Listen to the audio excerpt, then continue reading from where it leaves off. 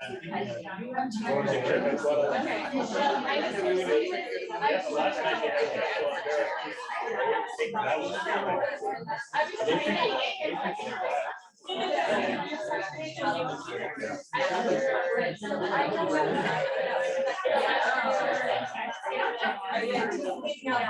I'll have you guys call back to attention. We're gonna restart the business meeting.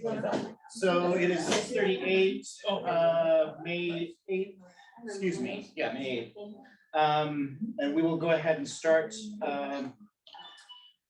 the business meeting side. We will start with our agenda consideration. So if you guys have had a chance to look over it, I would take a motion to accept our agenda as presented. I'll move to accept the agenda as presented. Second. Motion and a second. That was Bill. Heidi and Bill. Any discussion? Hearing none, we'll move to a vote. All those in favor say aye. Aye. All those opposed? Our agenda is as presented then. Next up is public comments. Opportunity for members of the public to come and address concerns or bring concerns to the board. So I see a large crowd here. Are we having comments, public comments in that capacity now? We were signed up. Okay. Alrighty, We're good. you're good, okay. Thank you. You bet. So we will move along to item number 5, board communication. And we have a couple items there. We have a resolution there, and I don't have it open, sorry. Jill, can you click on the board resolution? Thank you.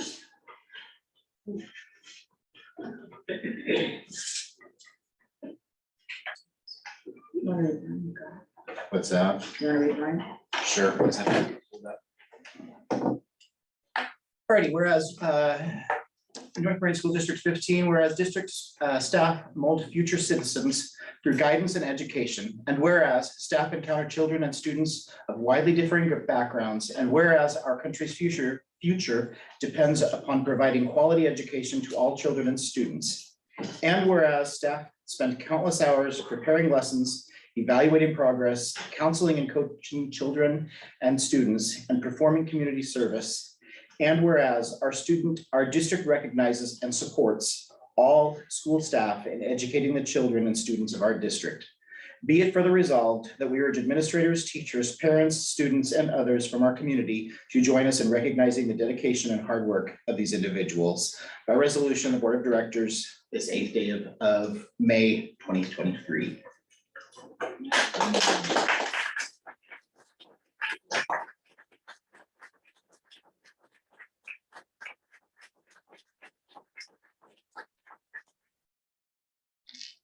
And yeah, I would like a motion to.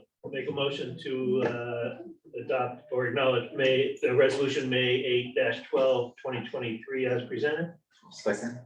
Have a motion in a second. Any discussion? Hearing none, we'll move to a vote. All those in favor say aye. Aye. All those opposed? And again, our many thanks to you guys and for all the work you do daily with the kids of the district, so.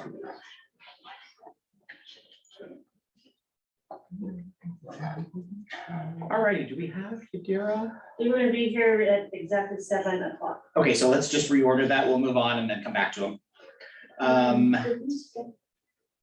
Did you do the other? Oh, I'm sorry, artisan reticent. Irma, I missed you. Sorry, go ahead and come on out. Getting ahead of myself.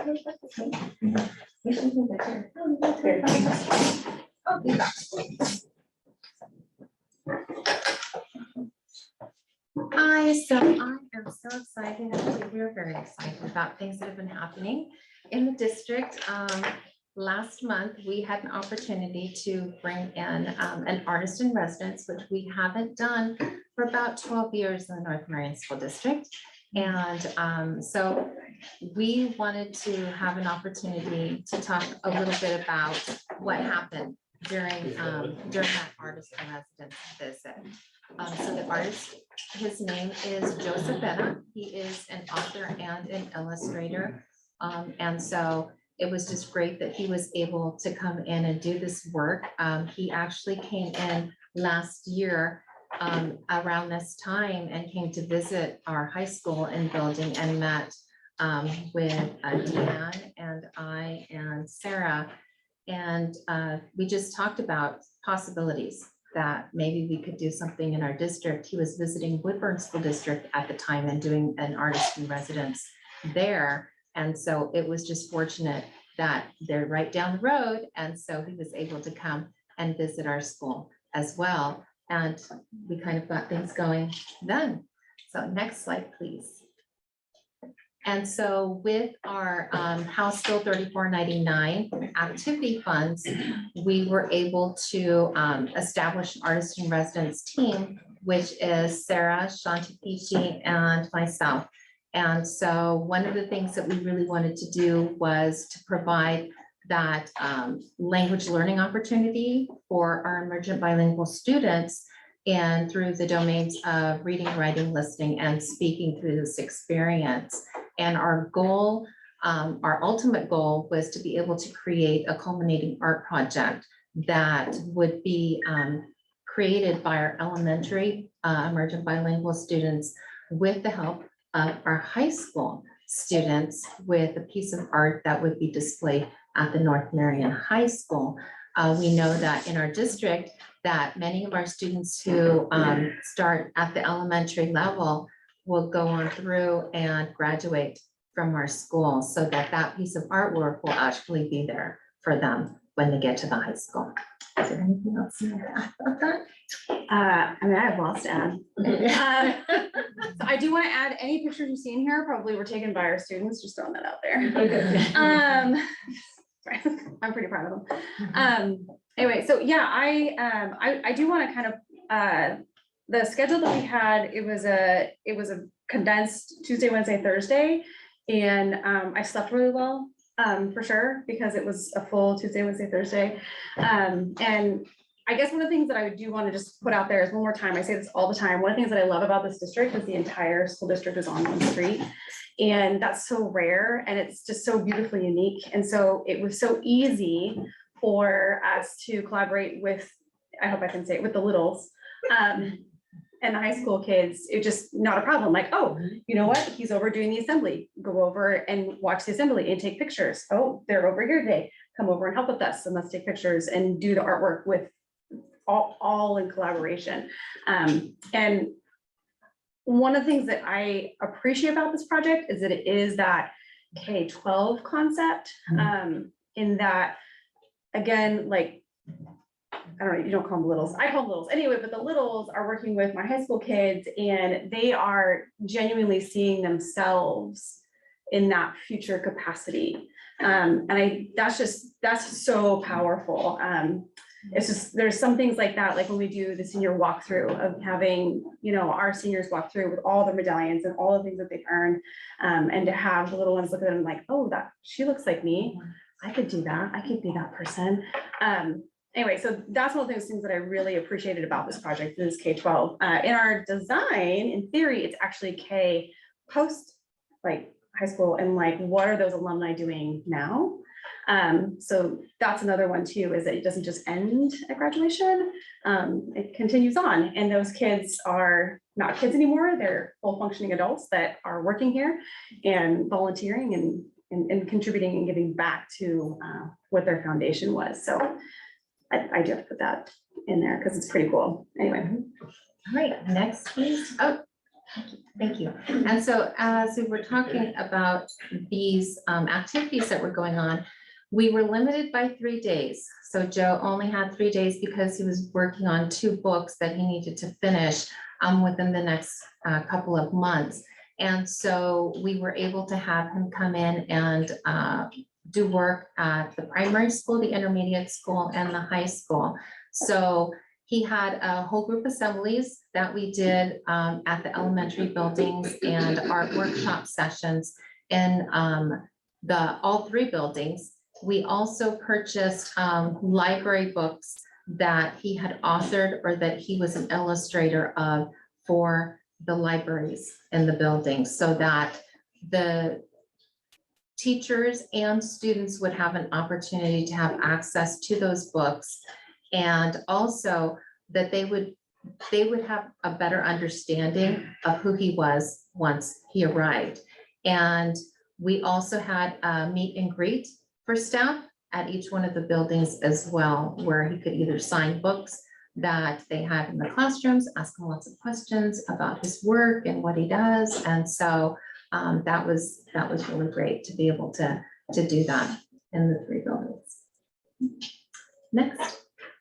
So this slideshow presentation is actually a presentation that Maria Cisco, our ELD teacher, created, and she did this for our elementary teachers to use in the classroom with students. So that way they would have a type of mini lesson that they could do in their classrooms prior to him coming, and that way the kids could see him and who he was. And so it's really nice that all of our teachers just had this at their hands. So Maria did an amazing job putting something together like this. And so I just put a few slides in here so you'd have an idea of what the teachers had access to and what the students were able to see. Next. And next. And here are some of the book covers that he has designed. He's done over 40 books, and he's done other artwork as well. Next. And then these are just topics that students, could talk about in the classroom regarding Illustrator and what they do. One of his most famous books is the book Esperanza Rising. And so most of the students that have gone through North Murray, even my own daughter, is just mentioned how like, I can't believe he's actually here, because as a student, she read Esperanza Rising here. And so that was just incredible to be able to think that, wow, this person who our students actually know through this book especially is here on our campus. When they handed the books out to the kiddos, they were so just genuinely like celebrity status. It was awesome. And Joe also had this look like, oh, you guys think this is cool? All right. Okay, all right, yeah, here you go. And he signed every one of the books for the students as well, and all the ones that are in the libraries as well too. Next. And so here's just some of the pictures of our artists at all different age levels at work during his workshops. It was really kind of, again, going back to that, we're all on one campus.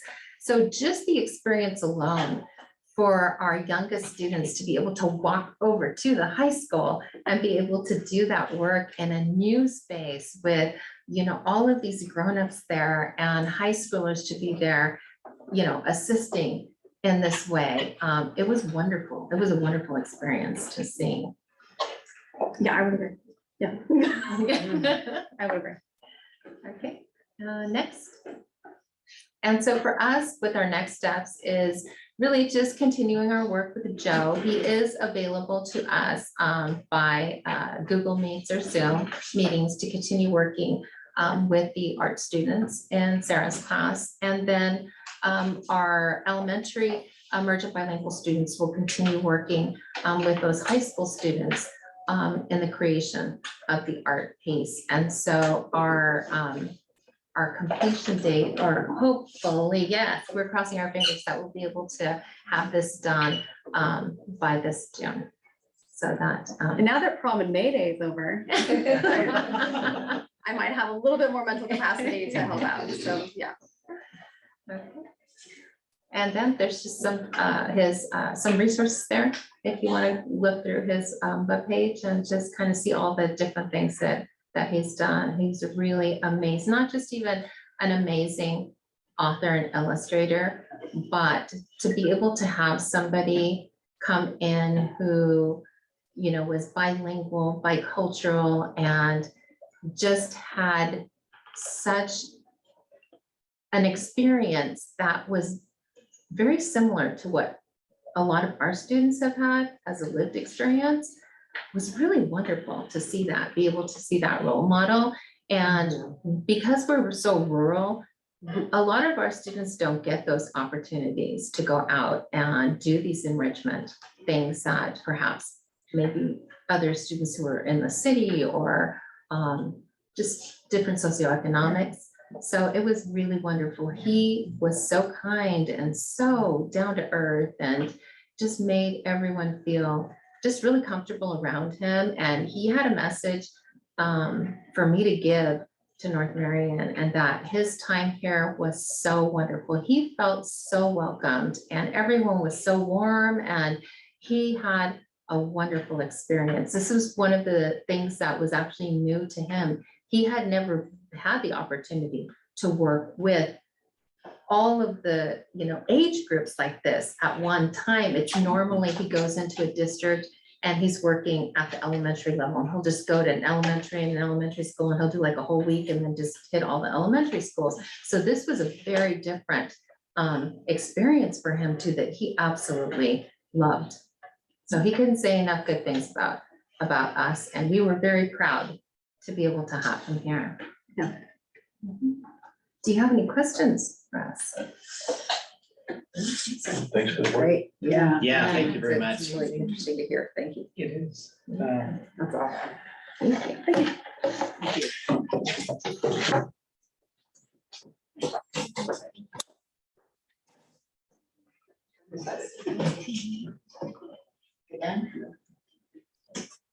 Just a reminder on OSBR Summer Board Conference coming up on August 10th through the 12th. Note of change, it is it's in Salem this year, first event. So we will be, those of us attending will probably be commuting rather than staying. Large parking structure, a block and a half away. Yeah, how is the parking there? Do we park at Convention Center? Well, no, it's kind of hard, but just literally across commercial, there's a huge parking structure. City of Salem parking structure. ODE state education updates, no SBA updates. I don't know, I reached out to both of you about a legislative update of some sorts, I think, so do you guys have anything you want to follow up with? Senate Bill 819 had its first hearing today, a workshop on Thursday.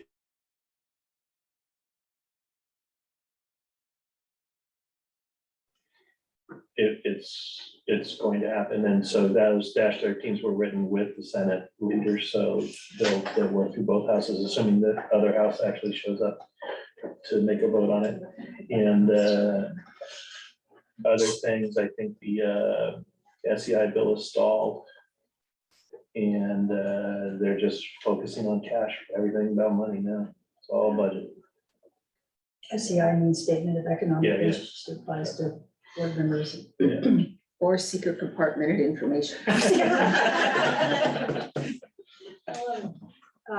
819, it's a partnership, all the stakeholders, OEA, COSA, OSBA are trying hard to make 819, which is the abbreviated day bill, workable. Everyone loves the idea of having people in schools as long as possible. There are some students that really struggle with that, and some of them and their parents think it's safer for them not to be at school full day, based on how they react to stimulus that triggers behaviors that makes things uncomfortable. And our Morgan Allen, our lobbyist, in his words, this is the most ridiculous, stupid process ever, but we keep trying to fix it. A couple of issues. One, I know that Cheryl has worked very hard and has written permission for all the students that, just a handful, we have few, less than 5, that have this particular program, and the parents are on board, and in some cases, it was the parents' idea. To help the student make it through a school day and continue to be able to learn by not having that restriction of having to be in school all day. Some of the things that are still going to be in the bill are tied to if we don't do things properly, then teachers can be charged with something Case managers can be charged with something. Principals can lose their license. I mean, it's very draconian. And they're trying to fix it before it goes into place. And we find it very demeaning for our staff who work very, very hard with students who are having trouble regulating their behaviors. And they do their very, very best to love them and support them and teach them and help them learn how to be in school and how to be comfortable in their body and how to make progress and spend more and more time. And it just upsets me that they're going to impose this with the restrictions in place and the impact that I know it's going to have on our teachers.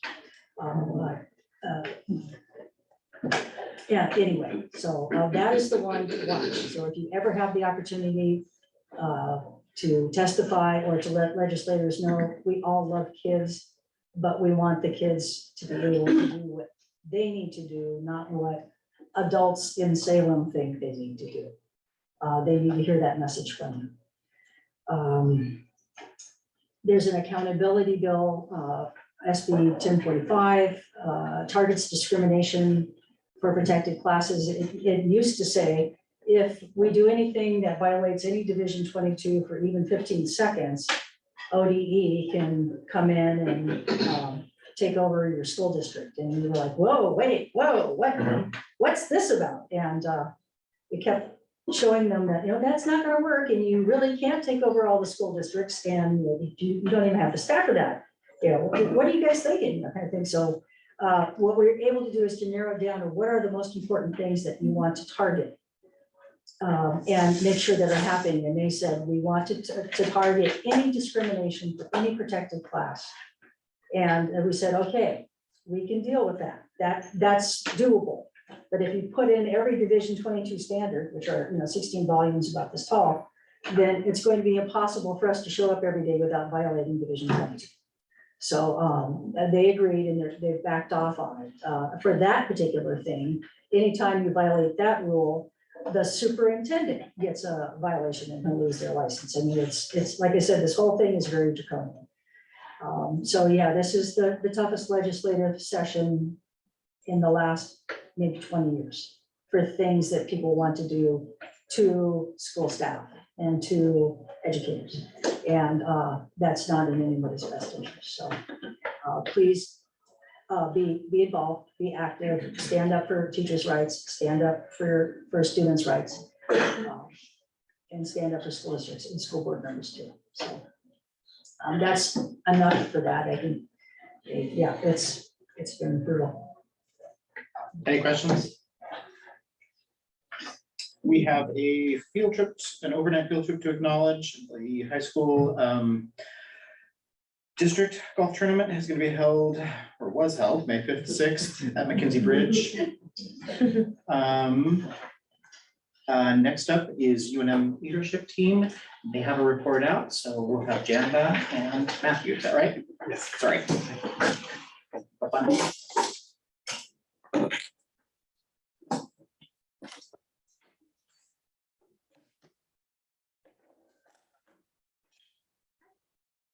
Nice to be here in person finally. I'm gonna try and talk loud so people can hear me. I know sometimes being on Zoom, it's hard to hear, so it's nice, like I said, nice to see you all. So I'm Jana Giles. I teach 3rd grade.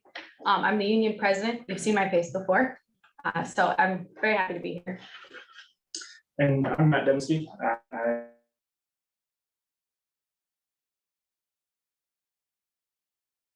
Studies. And I also want to just take a moment to thank those of you who were able to come into my classroom, board members. It was actually a really positive, good experience for myself and all the other teachers that you were able to observe. And it also allowed for a lot of really good conversations with kids. A lot of our kids felt honored that they were being seen and observed by adults that are part of the community, and they really appreciated that as well. So thank you.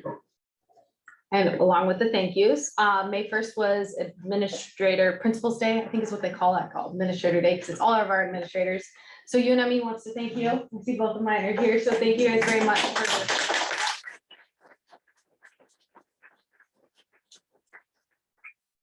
And then Also, it's teacher appreciation, which I think there was another slide added. It's teacher appreciation. We have a picture for our educators. Sorry, it's not on there. But yes, thanks everyone. You guys are great. So glad you're here and yeah. So I'll start off with a huge shout out to Des Kiesel. We've been working really hard on the calendar. She's been working really hard on the calendar. I shouldn't say we, because it's like all her. And the calendar committee, I know, has been working really hard. I know you will get an update. But I just want to say that working with her has been incredible. She helped the staff feel extremely valued and heard. And it makes me really excited for the district's future. Having an administrator is awesome as her. So thank you.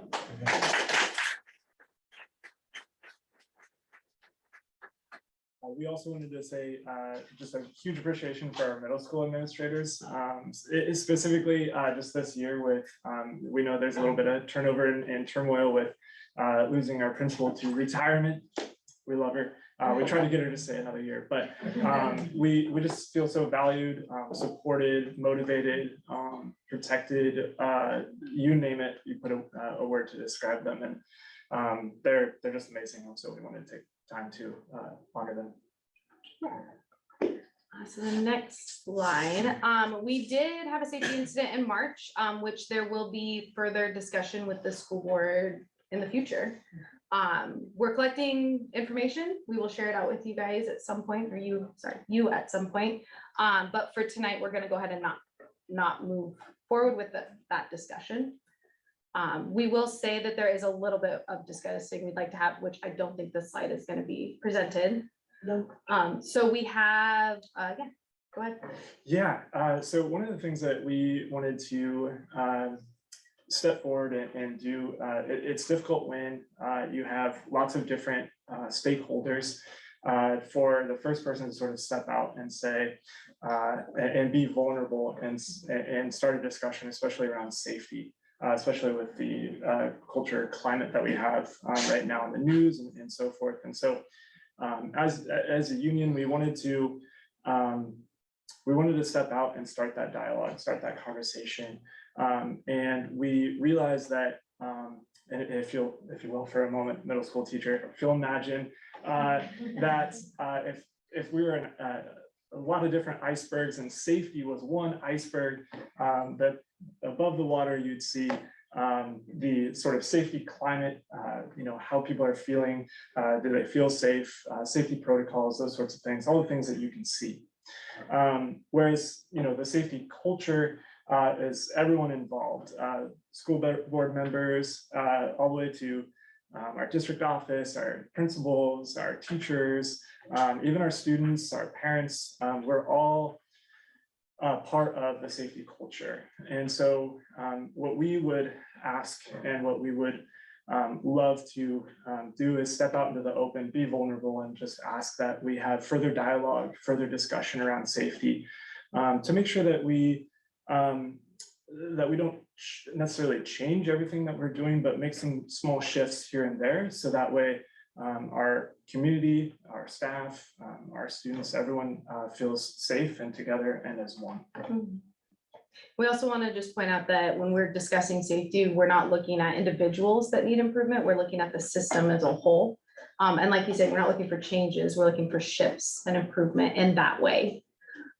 So yeah, I don't think safety is really controversial, right? We all want to be safe and feel safe. So we want to do what we can to help be one of those stakeholders that is promoting safety in our school district. I think that is, if you guys have it. Do you have any questions for us?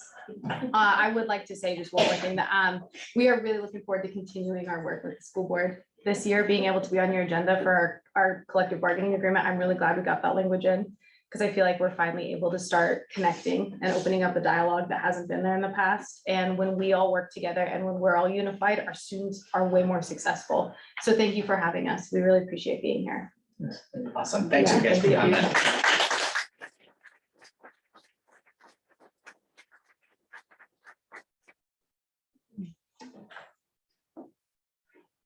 May I speak?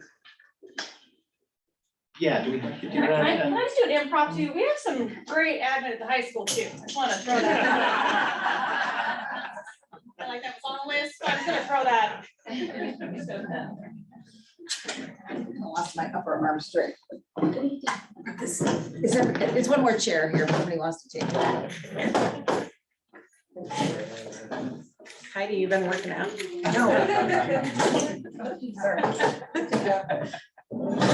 Bill, will you see if, the bears out there? I didn't see, they didn't sit on mine. I saw one of them here earlier.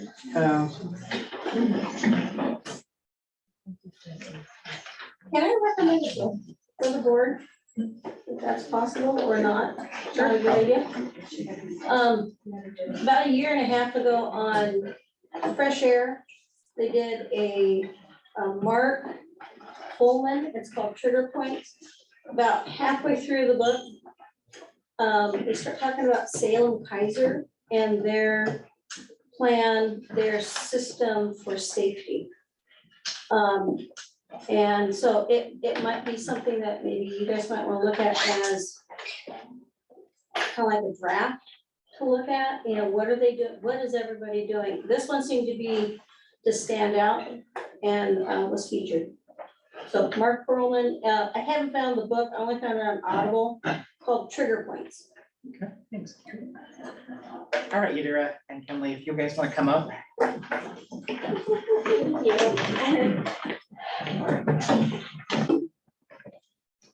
That's the senior's last day, what is senior last day this year? It's going to be Tuesday, June sixth. This is probably the last time we hear from you. Yeah. It is. This is the last one. Well, good evening, everyone. Wait, when's senior skip day? Senior skip day, I think it's in the works somewhere. Okay. Like, I think it's going to be in August. Want to do a little switch up, What's the word? All right, so we're gonna go ahead and give you guys some updates about different clubs here at the high school, starting with ASB. ASB is currently working on putting together next year's leadership team. Applications were due on April 18th, and we are holding interviews last week and hopefully sometime this week as well. Voting for class positions such as class president and class vice president will take place next Monday, and then we're hoping for the results to be announced on May 19th, along with along with next year's members too. And then on Thursday, April 27th, ASB was able to host our very first responders dinner for members of fire, EMT, and police departments to attend. We had pizza, dessert, bingo, and a gift card raffle to, show our appreciation to those who serve our community. And then we would like to thank everyone who was able to attend, such as Aurora Fire and a couple members of the Clackamas Police Department as well. And this week is Teacher Appreciation Week, which we are so thankful for our staff who, put in their hours and their effort for us students. But ASB will be holding our own events next week. We are planning on having like a staff breakfast for our high school staff, as well as a raffle for them. So we're putting gifts together to, raffle off for our staff. For May Day, we recently had May Day on May 5th on Friday. So that was really cool. And we had a theme of like a superhero theme of Adventures of Husky Nation, and we both an evening and day performance. So students after like around 12 o'clock, they got to watch the May Day performance at school, which was really cool.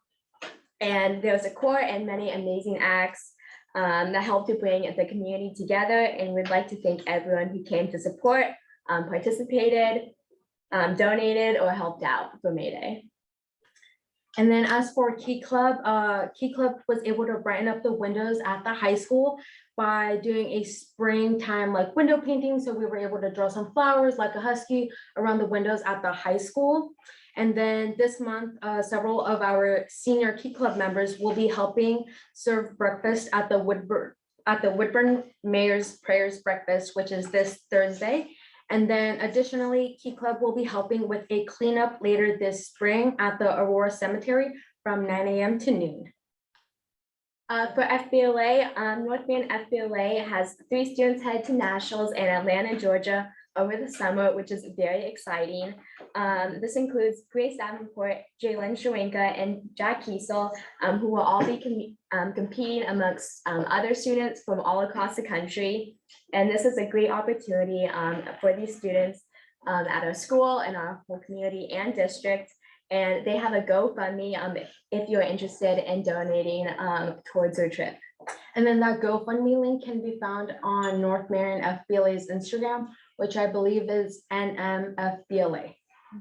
And then as for Mecha, we will be hosting a Dia de las Madres dinner this Wednesday, May 10th, which is Mother's Day for down in Mexico. And this event is for Mecha members to celebrate and honor those moms and those who serve as mother figures to our members.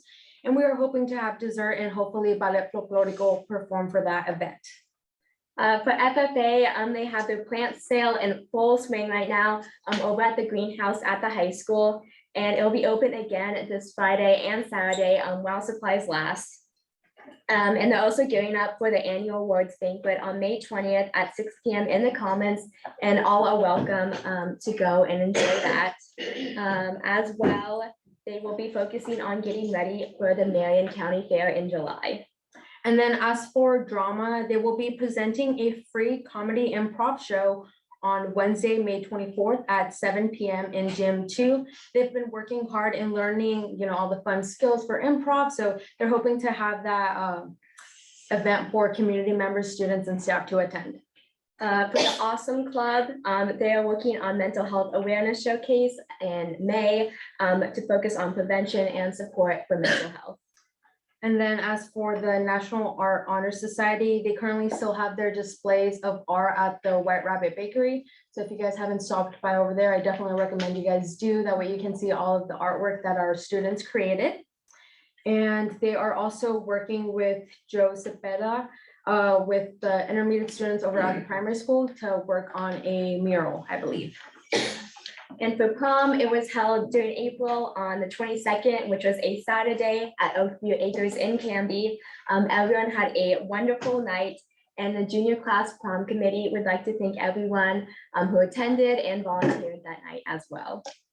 And then as for our yearbook, we're finalizing those winter pages, starting to finalize those spring pages as well. And we do need input for those pages. So if you guys want to take a look at those, we will definitely send those pages over. That way you guys can review them. For Skills USA, 9 students competed on April 7th and 8th at Skills USA State, and nationals are held this year in Atlanta, Georgia, the week of June 19th through the 23rd, and North Marion usually sends about 1 or 2 students to go compete over there. And then as for the National Honor Society, they've been busy signing up donors for their blood drive, which is coming up May 16th. This blood drive is open to the community, and we are looking for 9 more donors. So if you guys are interested in donating, please let us know. That way we can sign you up. And then, so our goal, so we are currently 9 donors away from meeting our goal of 74. And then there will also be a tapping ceremony for those new National Honor Society members to be tapped into the program, which that will be taking place on Wednesday, May 17th at 6:30 p.m. Do you all have any questions? Comments? Just a comment. It's been a couple of years since we've had this amount of activity, like you guys are like on a roll. And that's driven by the incredible staff. Sarah, you get like gold star upon gold star up in heaven for everything that you've done. I went and saw the artwork and pointed it out to my friends, and all of a sudden, a whole bunch of people started walking over and taking pictures of it. And a teacher from Canby said, I'm going to use Luke's emotional Punnett square for my next activity for how all these things come together. And it was like, and exploring art and what could he mean by all these 4 different squares? And what does that mean to use a Punnett square? And it was like, oh my God, Bailey's a rock star.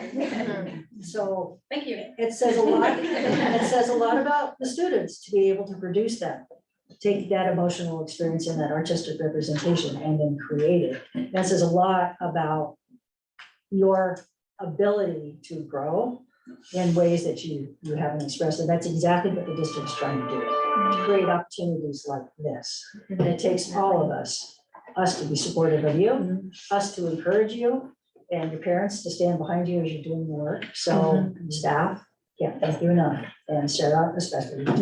And huge shout out to Mrs. Bailey for, taking on May Day, really. Her and Mr. Haddon spent countless of hours working, preparing, setting up the tech, getting dresses, tuxes, all of it. So huge shout out and a round of applause to Mrs. Bailey.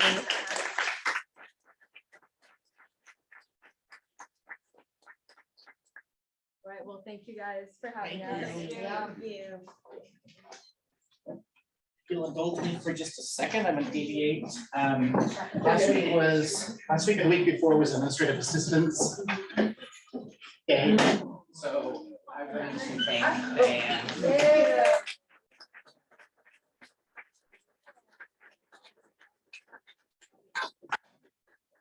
Thank you for always answering questions, answering emails, answering texts. On helping me weekends too. Navigate Yeah. policy, so thank you very much. Thank you. All right, item number 6, school operations. Lori, I think is up to give us a report on I don't think that she was able to connect online, okay? This report would just kind of reflect the policy update, it would reflect the activities that we're involved with during the school year, whether they're minimal, but it's the resources that we have available to us. Part of that is due to COVID. We have some OEP resources on healthy lifestyles and where to get help for different things, and so we still promote that probably almost on an every other week basis. So along with the nurse, she sends out wellness opportunities as well, so that's what I read of it. Okay, Well, and I will say as a parent, I do receive those Yeah, updates. so we're doing what we should be doing. And thank you for adopting that policy because we need that adopted by June 30th. It's making me nervous. all right, moving along to consent agenda. If you guys have had a chance to look at it, I would entertain a motion. I'll move that we accept the consent agenda as presented. Oh, did you want to say something? No. We're just laughing. We were just laughing, who was taking the first breath to say it. Well, You did it. You did it. And I'll in second. a vacuum, I will fill in. I'll second. Have a motion and a second, any discussion? Hearing none, we'll move to a vote. All those in favor say aye. Aye. All those opposed? That motion carries. Business and budget appropriations. Yeah, I don't think there's anything new as, after what I said at the budget I was workshop. gonna say you so covered a lot if of you have it, any so- questions, email me or holler. Awesome. Alrighty, and then item 9, board action, so resolution 5082/2023, amending appropriations for fiscal year 2022-2023. You probably need that read out. I need to be it resolved, right? Somebody need to hold. Jill, you want to click on the On the memo? resolution? No, the resolution. Somebody want to take a stab at that rather than chair? Does anybody, if you're not gonna talk about it, then I'll read it. It's kind of your job. Yeah. Be resolved that the Board of Directors of the North Marion School District Number 15, Marion County, Oregon hereby approves the transfer for the general fund budget for the fiscal year 2022-2023 as presented and now on file at the district office at 2256 Grim Road Northeast, Aurora, Oregon 97002. Read by title. Second, give me a second. Who was that? Motion was second. Any discussion? Is that enough detail on the motion? Diane? Yeah. Okay. Any discussion? Hearing none, we'll move to a vote. All those in favor say aye. Aye. Aye. All those opposed? That motion carries. 9B superintendent's self-evaluation and school board superintendent evaluation, public document. So we need to acknowledge receipt of Ginger's self-evaluation, and then Heidi did some legwork and put together stuff for the public document. So we need to be able to, or we need to motion that through. You want to do them together or separately, or? You can do it together. Yeah, I think we can do it Okay, together. hold on, I pressed the wrong button. Or somebody can go while I'm getting back to by that. Okay, I'm back. So I'll make a motion that we acknowledge the receipt of the superintendent's self-evaluation and are filing for the board superintendent evaluation written public document as presented. I'll second that. Motion and a second. Any discussion? Hearing none, we'll move to a vote. All those in favor say aye. Aye. All those opposed? Motion carries. You got your. You probably have some words to say to us, a bunch of them. So. Sorry, next up. No, that's all right. Next up is our calendar adoption, so. All right, I'm setting a timer for myself. I will say though, with the calendar, I want to make sure that we answer your guys' questions. So can you go down, Jill? And we're gonna want to open two documents. The first is that slide deck. Yes, no, next one down, calendar presentation. That's all right.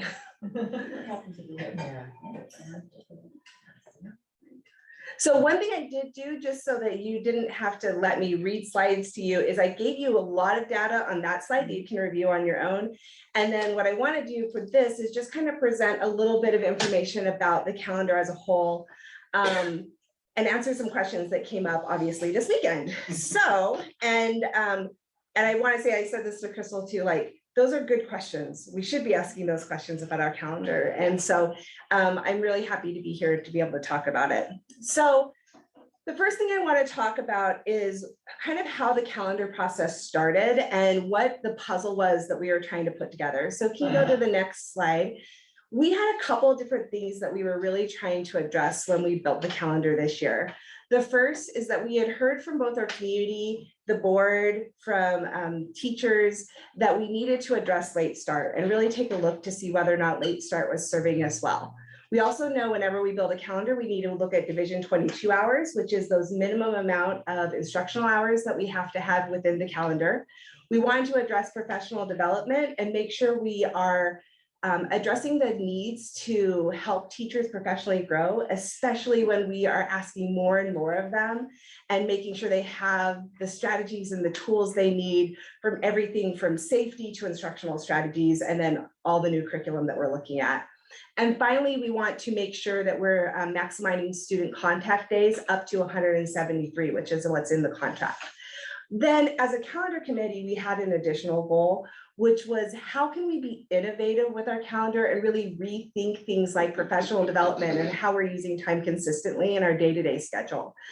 So first, I'd actually pause and back up. I want to do a big shout out to the calendar committee who really helped us address this puzzle and pick it apart and try to find solutions that were innovative. I want to thank UNME for the guidance they gave me. They were really great thought partners at like, how can we think about calendars in new ways? I want to thank the cabinet for the feedback they've been giving us along this process.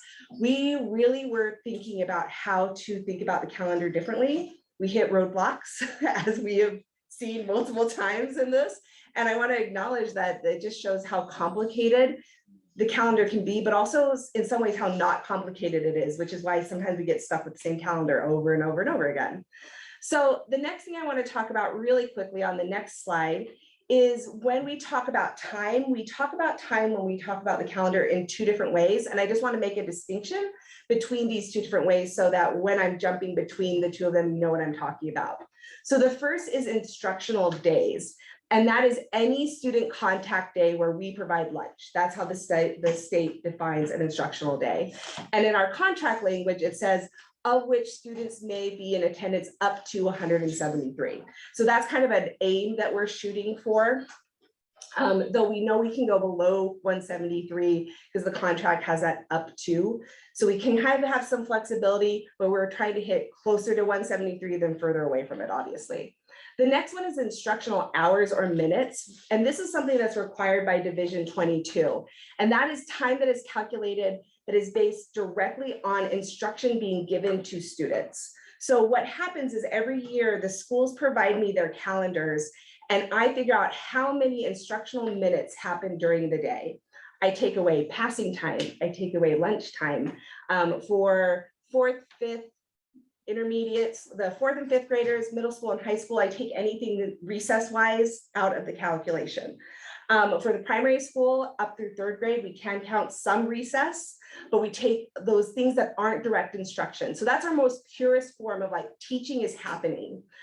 We also take away like assemblies, things like that, where we are not actually doing direct instruction.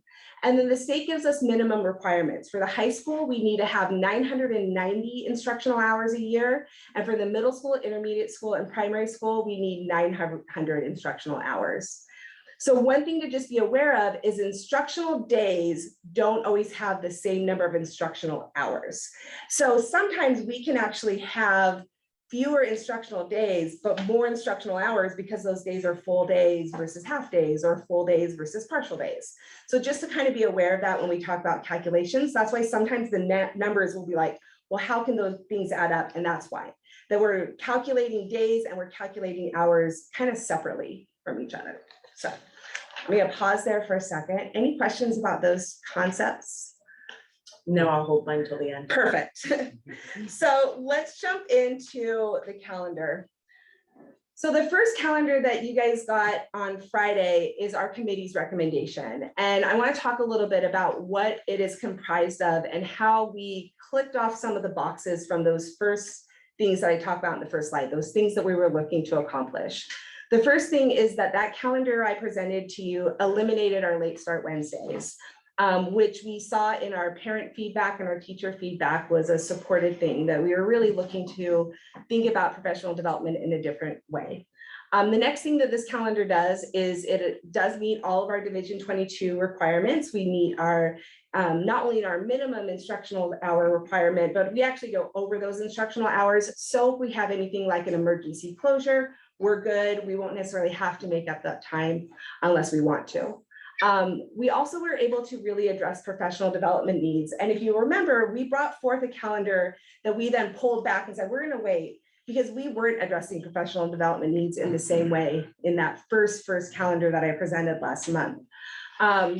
So this calendar that I present to you has a consistent time that we met for professional development, the same as this year, about 70 hours or so. It also provides us various different types of time. Right now, the only way we can do professional development is during our late start Wednesday. This calendar that we presented to you on Friday allows us to not only have some ongoing time by doing an early release, but it also has some built-in time that are longer chunks of time for longer professional development, half-day professional developments. It just gives us a variety of different times. And that was really a need that presented itself this year. We had a lot of professional development that came up and we needed, but it takes time, and it was time that we did not have in our calendar. For example, MANT training to help people know how to safely restrain a student if they're having issues. That takes about 4 hours, am I correct, Cheryl? It's 2 days. 2 days. Yeah. We don't have 2 days and we don't have subs to pull people out for 2 days. So where do we capture that time? Our professional development for our ELA training, every publisher wanted at least 3 hours and I could only give them 2. And that's difficult because we know our teachers will want that training so that they can feel really effective in the professional development and the delivery of the curriculum that we have. So this new kind of approach to professional development gives us some flexibility that we haven't had before. And the bad part is that Crystal pointed out, which is an absolute truth, is that it does not get us up to 173. We're at 167, and it's the most that that calendar can accommodate. I can't find any more student days in it without going over on teacher days. And that is because of a really basic math that this year, if you think about our calendar, we have 172 days in the calendar. And as soon as you start taking away professional development days, full days, those days are no longer student days, but they are teacher days still. And so the math starts not working in our favor. I will point out, and this is where that instructional hours versus instructional days meets up, is that actually, because our days are fuller and actual whole days versus a lot of half days that we've had in the past, or our late start days that we currently have, that we are actually only about 12 hours short, which is 2 days away from what would have been required for 173 hours. So if I take this year's calendar and I take 172 days and I add 1 more day's worth of instructional hours, we're only about 12 hours short of that total. And that's one of those where it's like, it doesn't make sense because total wise, it looks like we're 6 days shorter, but actually hours wise, we're only 2 days shorter. So that's just something to consider. However, we recognize, and I brought it before the association, and they recognize what your concern is in terms of student instructional time. So we did want to put forth another option for you to consider, and that's on the next slide. And if you are on the spreadsheet, it's on the second set of tabs, and it says calendar 2. So the calendar 2 looks exactly like this year's calendar. Except for nothing. Actually, it looks exactly like this year's calendar. Maybe the break's a little longer and there's a couple of places where like, oh, we put it here instead of there, but for the most part, it looks exactly the same. So late start remains in place. We would keep late start because that's how we can capture and get that professional development time that is something the association needs and that we were looking to meet them with. We meet all our division 22 hours, in fact, even a little more so than with the calendar that we originally proposed. Like I said, it meets all of our professional development requirements in terms of the number of hours. It gets to 69 hours versus the option 1 gets to 71. So really close, and we feel good about that. We're missing the variety of types of time. Once again, we're just back to late start, but it is in there. And we get to that 173. And so that is a second. So with that, those are your 2 options. And I'm going to open myself up to questions. I don't understand how you go from 67 to 167 to 173 and you don't change the calendar at all. Where did you? This year's it's compared to this year's calendar, Yeah. not the second option. Okay. So the second option looks like this year's. We don't have any PD days that are separate from late start. I see. And that's why we're right at the same amount of number of days. We've actually added the extra day and we're at a good spot. So, as you know, I was frantically emailing this weekend. Because I do think that the days and the instructional hours, when I printed both off and compared them, there's a substantial difference. Rather than force our way with, I will say, a calendar that doesn't meet all the qualifications, I would rather go with calendar 2 and have a board liaison next year for the calendar committee to start early. I would rather go back to late start Wednesdays. I think when we go to calendar 1, we're giving up a lot for the student population. I don't think parents have been polled about early release. There's like a lot of things in there that just haven't been filtered out, and rather than force the issue, I would rather stay with what we know. Des, can you talk a little bit about how the 2 calendars impact learners? Which of the 2 calendars most supports special ed learners? These learners, disadvantaged students? Generally speaking. Sure. I think this is where my debater brain goes into high gear as a former debate coach. Because I see both sides, right? I see arguments on both sides. So if we think about, like, let's take special populations, our ability to take option 1 and get really good quality professional development in front of teachers it's easier met in option 1. However, one could make an easy argument that getting kids in front of teachers more could help also. So having more direct instructional days is definitely that other side of that same coin, right? I do think there's a reality within education right now, and it is not unique to North Marion, which is us needing to rethink professional development in general for our staff. How it's received, what we can lean on. I think being able to honor the fact that teachers are seeking greater work-life balance is important. But our system was built for a long time on, we expect you to come in on the weekends, we expect you to do late hours, we expect you to do all summer long. And so figuring out some new balances is going to be one of the things that we need to challenge ourselves with. And I think it goes to the point you were making. So. Yeah, I mean, and I totally appreciate that. I think at the last minute in May 8th of 2023 is not the time to make a rash decision that the board has not been involved in. Sure. And I would say on my final, go one more slide down, that piece, go one more.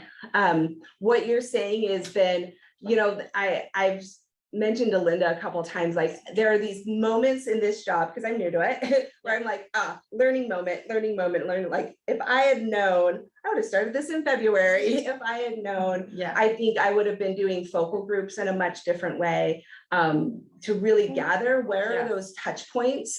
Because what would happen is we create a calendar and then would learn about, oh, this point is really important, and we'd have to go back and recreate. So how do we gather that information?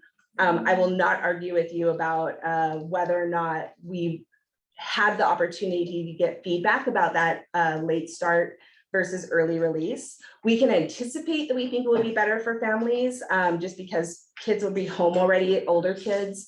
And usually after school care is an easier get than before school care, but we haven't asked that question. So those are truths for sure. I mean, I do not like our current calendar. I'll admit that. But I don't think calendar 1 is the right calendar for us. Sure. I loved the first calendar you brought forward. That had a lot of outside the box things. I think we could have really worked with that one. But I do not like this one. Sure. So I will stay with calendar 2. I don't want to rush anything. I really think that we need to take time to be forthright and that there needs to be a board liaison. And I'm more than happy to do that. Sure. If Glenn wants it. Any other comments? I have a question. Can you explain to me what a PD day would look like? That's not a student contact day, correct? Yeah. Yes. Okay, and so what does that consist of? In option 1 calendar, we have it in a couple different forms. We have 3 days that are full days. And I don't want to say exactly what it's going to consist of, because right now, one of the commitments, as you can see on the planning for next year that we made, is that we want to be getting a group of teachers and classified folks around really thinking through our professional growth model and how do we want to structure professional development to better serve teachers. And so I can give ideas of what I think that would look like, but I want to respect the fact that we want their voices at the table too. So I don't want to say something that then becomes like, oh, this is the law. But what I will say is we know professional development, if we think about adult learners and how they learn best, what we want to do is this combination of time where they get information, but not hours and hours of sit and get, because just like kids sitting for 8 hours listening to someone talk is like mind numbing. So it's that time to like learn information and then time to collaborate with teams around how do I want to use this information. So I just learned a strategy. I'm going to meet with my team and we're going to lesson plan and figure out how to embed that strategy. And maybe I'm going to meet with my coach and they're going to figure out how they can come in and observe me doing that strategy and give me feedback on that strategy. And so thinking through systems to figure out where do our teachers identify their own gaps? Where are they like, oh, I'm really hungry for information on ELD strategies, how to better modify for our SPED students, et cetera. And then building professional development, that is that combination of professional learning and then time to collaborate. And unfortunately, we can do a little bit of that with the late start, but it's tougher. 2 hours is tough. It's a limited amount of time, especially when it's first thing in the morning. So that's part of what the desire for the new calendar was, really about getting some other options besides just always having to lean on the late starts. So why does early release work better? Well, it's a couple things. One is that the early release was like put in combination with some of those longer chunks of time, so we could take on like in October, it was a half day. We would do a half day training, and then that would build on the early release because those times are shorter and they're really focused on teacher collaboration only. That doesn't make sense to me. I'm talking about the early release that's on here for every Wednesday. Right. Like, how does that? So those That's every week, that doesn't. right, that teaming is around, it would look a lot like the current late start, which is around professional learning communities. And then what would happen is it would have additional training usually in that same month. So for example, like look at, it's not constant. We had to give away some of the full days. But if you look in like October, for example, we would take that October before conferences, do some training in the morning, and then they have the rest of those early releases on Wednesday to be working on those materials or working through that PD in small groups. And the early release is not 2 hours. No, it is not. It's like 45 minutes. Right. It's not the same amount of time. No, it's shorter. We can't meet division at 22 if we make it longer. Late start, part of what late start works is that we have more time for teachers in the morning than we do in the afternoon. They have teachers have about 15 minutes after school's over of their contract time. So we can tack on 45 minutes and only be taking 45 minutes away for students. If we take 45 minutes away at the beginning of the day, we have almost an hour and 45 minutes of time for them to work, and it's only impacting students by 45 minutes. If we made early release as long as late start, we'd be taking away a lot of student time and we wouldn't meet division 22. Yeah, the hours are substantial on these two. Difference of instructional time. So how does the late start proposal work with any after school activities like, you know, tutoring the? I can't remember Oh, what you the mean the middle early school club release? is. Yeah. Oh, Yeah, you said late start. Oh, sorry. that's okay. That's why I was confused. Yeah, the late, yeah, the early release. Sure. So is that, you know, not an option anymore for kids to stay up No, late? and if we think about the places where those programs exist, like sports, for example, we're not gonna say, oh, sports don't exist on Wednesdays anymore. So really, that would be about working with those individual teachers who serve dual roles, where there may be a coach as well as working in teams. We have a really small number of teachers where that's a constant, like maybe they're 3 sport athletes, and then a slightly bigger set of population where they're like 1 sport athletes. And so just thinking about how do we work with teachers during their sports season so that we can be flexible with them. Well, and then that impacts parents because they have to pick up their kids earlier from sports. Yeah, so I think whether they come in early or late, whatever, it's a problem for parents. So. It's what for parents? A problem. No problem. Yeah, it doesn't As matter. far as- You're just shifting one Yes. problem to another. It's Right. late start or this early. In fact, I think releasing them early, it makes them more difficult for parents because of the traffic. Yeah. It used to take me 15 or 12 minutes to Camden. Now it's like 30 minutes. Yeah. I just think it's. I mean, because the first calendar I saw, I really loved that one, and I know that we were short PD time, and I've wanted to see something similar to that with the little bit extra added PD time, but this, what we got, I do not like it at Yeah. all. Yeah, and the adding additional PD time was hard. It was Yeah. hard. And part of what we were missing was kind of ongoing. The feedback from the association that we heard, which is a really good point, was when we're thinking about some of the ongoing conversations, teachers working together to lesson plan, teachers working together to look at data and how did my kids do on this formative assessment? And what am I going to change about my instruction for next week to address where I see a gap?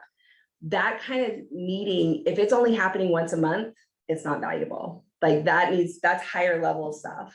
So that kind of in the ground work needs to be happening on an ongoing basis. That's where the early release came from. And you might be able to pull the parents next year if they'd be more willing on like a Friday.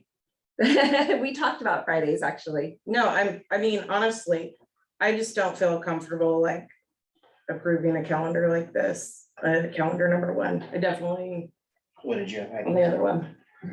So when we went into negotiations this past time, the board made it clear that we had a few priorities. And one of the top priority was more student contact days. That was one thing we really wanted to work on. The average in the state, if I'm right, tell me if I'm wrong, 172 to 174 usually, Yeah. somewhere in there.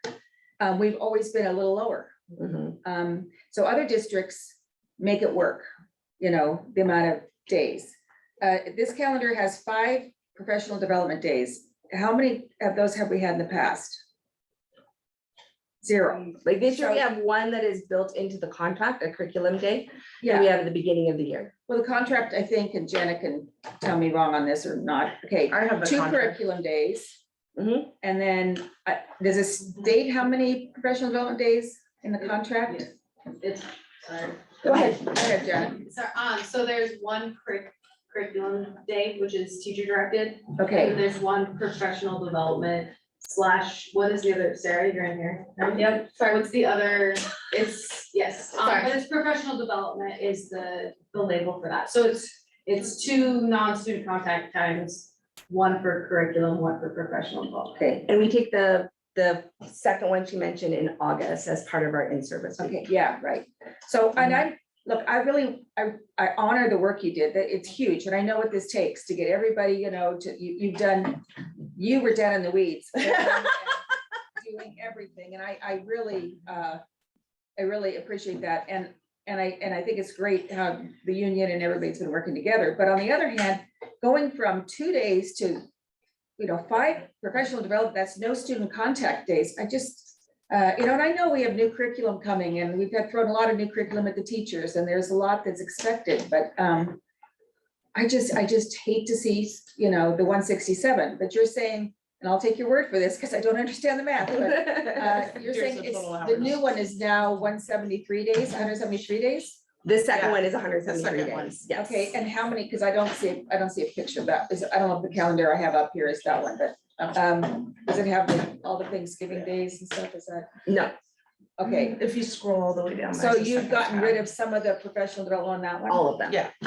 Oh, so now you're back to what we had this year? Yes. In the Okay. contract. And, yeah, it's too bad we can't find like something between the 2 and the 5. Yeah, yeah. Maybe And like a I- 3 or something. One thing that we'll want to look at as we think about the 173 is the 173 to get there and not go through August and not add days to a teacher's contract as well, we're gonna have to look at late starts. That's what we have.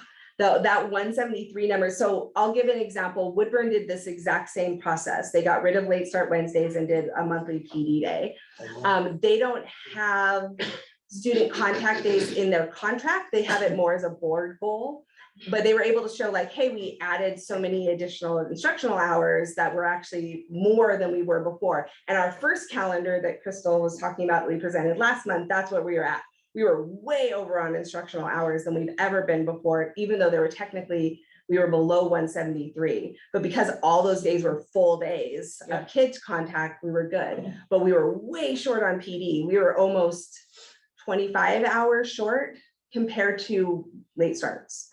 And so that's where like we were making a significant change to our teachers' workday by taking away that much professional development. So I'm gonna. Go ahead, Go Bill. ahead. No, go ahead, Bill. I'm gonna advocate for calendar one, and here's the reasons why. The union administration put a lot of effort, and I have a lot of faith in both teams that they have what's best for the student is top priority. I totally believe that. And so, you know, as I look back, and I was part of the TEL survey for many, many years in this state, this is interesting thing that always stuck in my mind, all the way back to when we had Common Core, if you remember those days. You're welcome. Before, ahead of proper curriculum was always time to collaborate with your peers. Was always number one as what it took to be a successful teacher in delivery of knowledge to the students, transfer of knowledge, educating students, right? So when I look at this and I look at the hours, and for me, it's contact hours. You know, I don't care how you divide it up over so many things, that's not pointed. Hours in front of your kids is the total I'm looking for. You're 6 hours shy of that, I think you said, right? 12, so Oh, no. it's 2 days. It's 2 days much worth. more than that from the high school to the, it's 963 versus 944 on calendar one. And that is with calendar 2, we're way over. So when I say 12, it's more of like, what would that total be if we took 172 and added basically 6 hours to it? And so we took what our current is and then added 6 hours. And so that's when I say 12, you're right. You're comparing number to number. It is Right. significantly different. It's significant. If you compare just what 173 could look like if we stripped it down to its most bare bones, it's 12 hours short. Yeah. So, but it's different. Significant. It's different, fractional yes, yeah, it's a Yeah. different, and it's 2 different things we're comparing, right? Right. I'll finish out here. So I think a good chunk of parents will find caliber 1 to be more successful in their lives. We didn't survey that, that's just an opinion piece. I know in my world it would have been better. But as far as collaboration time and the ability for teachers to work together as teams and peers, I think that has a higher payback than just what I'll call Jerry Seinfeld AIS time, right? So that's what the surveys have always told me, right? That's what the education models have always told me, right? And that's what I believe in. So I think a lot of good effort was there. Status quo, when we're not doing that well, is not the right answer. This can be evolving over time, but just sitting where we are, I don't like that either. I don't like that. All right, I'm done. Richard, did you, oh, go ahead. Sorry, Kristen. I just had one more thing. One thing that bothers me a little bit is just the, you know, there are other benefits to coming to school besides education. And sometimes that's meals. Sometimes that's a safe place for the day. Sometimes that looks like the only love and support a kid gets. And so that bothers me a little bit with the reduction of actual individual days. And how can we do that? What, you know, what can we think creatively to sort of help replace that a little bit? Because you have some longer breaks in here that we haven't had before. Yeah. So that's not really the calendar committee's job, but I think it's an important thing to keep on the radar if we do make a big switch like this. Well, and I will add to that, something Dr. Rhodes said that really struck me is a calendar is a reflection of a system, right? And so when you're right, it's not the calendars committee to solve that problem, but it's part of a system that we're, you know, it's a reflection of the system that it's in. And so I will say that while we didn't have solutions, the calendar committee, when we talked about all these things, brought up those exact same concerns. That those were things to think about and solve, for sure. And the parents definitely indicated they wanted to change the Sure. Yes. Well, And that Richard- data's in the bottom, just to be aware. Richard, did you have comments, questions? I want you an opportunity. Yeah, thank you, Glenn. No, I don't think I have anything to add. so I'll make a motion that we accept calendar number 2. I'll second. Have a motion and a second. Is there discussion? Richard seconded again. Yeah, Richard Ballman. Go ahead. Make a comment. So you're very persuasive, Bill. I'm torn in 2 different ways. I hate to see, you know, I feel like we're giving up some things with this on, you know, with the instruction, but I can see your point too. It's kind of a trust thing, you know, the board has to trust our staff and our teachers, and that this really is the best thing for students, that it's not going to be time that is, you know, not productive or, you know, overdone, and that it's really needed and that it will pay off. And I think, I'm hoping that, you know, if we were to adopt calendar one, that we would go into next year and ask, you know, did this work? And be willing to make changes and go, you know, whichever way we need to go. But I mean, the board worked really hard to get more contact days, and I'd like to see that I'd like to see that to be honored in future calendars, and that we do need those, you know, that extra time. Even if it's just half days. I know that you put a lot of work into it, and I want to support what your recommendation would be, which was, are you recommending calendar one? Or are you?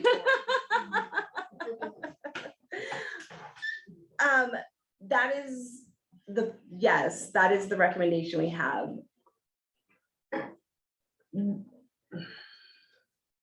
What I'll add is this. I mean, my kids would like all Thanksgiving off. What I'll add is this. The calendar is a tool. It's not my tool, it's our tool. Right. And like, I'm not offended, like, it's not like this is my baby and you're like murdering it, nothing bad is happening, it's just a different calendar. And I think there's a lot about calendar one that I can advocate strongly about, including where if I could take teachers for a solid month and do nothing but training for them, oh man, I would like be in heaven. We don't have that ability, so where can we capture time? That's what was the crux of this. It wasn't about taking away student days. It's like, how do we give teachers the support and the training they need? Can you remind me, sorry, calendar one, is that the late start? What is that one? Early release? No, that's early release. With some random. The Friday one's gone. The Friday one's Yeah. gone. I like that. Yeah, I know, I love that first calendar. Man, the amount of calendars I have, like, I can't even keep them all straight right now. I will bring up though that we're still talking about calendar two. We are talking about calendar two, and I think just what I'll say, just into response to you, Heidi, and you know, around whether it's calendar one or calendar two, making a decision now does not preclude us from then having hard discussions and making decisions later. Right. And so it's just about what is the foundation we build those on. And already the foundation we're building it on is stronger than it's been before, because we forged good conversations and we started asking hard questions and we started going, oh, could we do this? And you know, stuff that maybe hasn't happened before. Did it all come out in the calendar? No, it did not. Our calendar looks, you know, like it does, but it doesn't mean that we haven't planted seeds that are really powerful. And I'm excited about that. So in my comment that I made, it will evolve, but staying the same never evolves. That's static, right? Something needs to shift to begin an evolution to something that. And I will say in rebuttal to that you also have to take the time to do it right. This early release was not brought to the parents. Nobody knows how it's really gonna affect them except for the parents. And that's an impact. And people need to like consider, if this was something that they wanted to see, then we should have had this like many months ago. So we can work on it early next year and continue forward. Christie or Ricardo, any discussion on the motion? No, just like to say that repetition, that's how you learn. So if you have less days, obviously, there's not an opportunity to do that. That's all I can say. Okay, and Richard, did you have any discussion on the motion? No, I don't think I have anything to add. Thank you. Okay, so I'm gonna do roll call vote on this one. So the motion is to affirmatively accept calendar two. Okay. Bill? Nay. Ricardo? Aye. Christie? No. Heidi? Aye. I know. I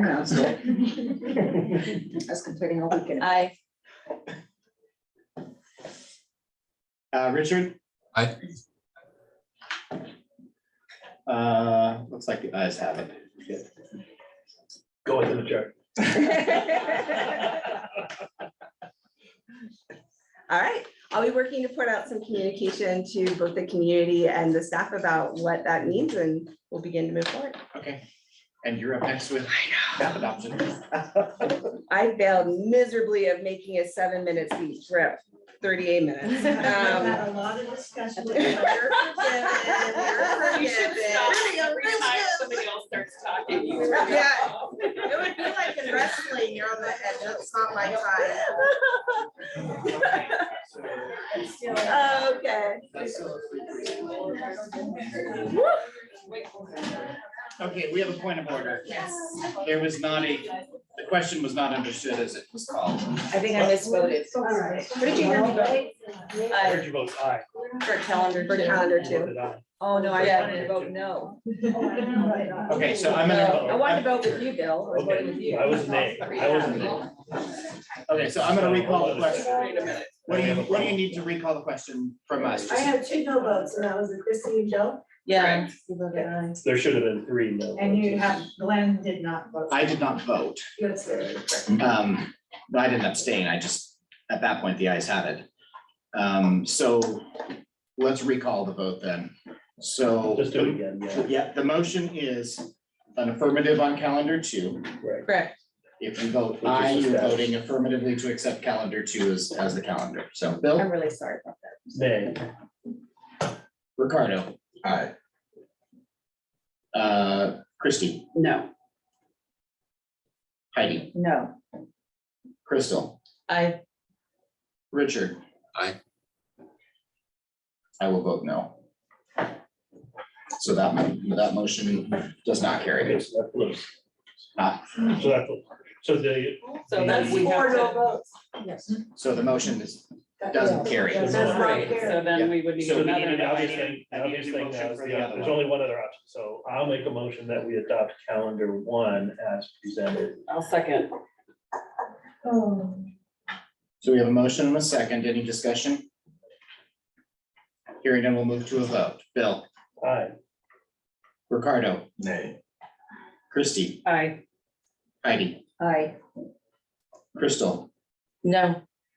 Richard. Aye. That gives it to an aye. I'll vote aye for that then. So calendar 1 is actually Okay. is the adopted one.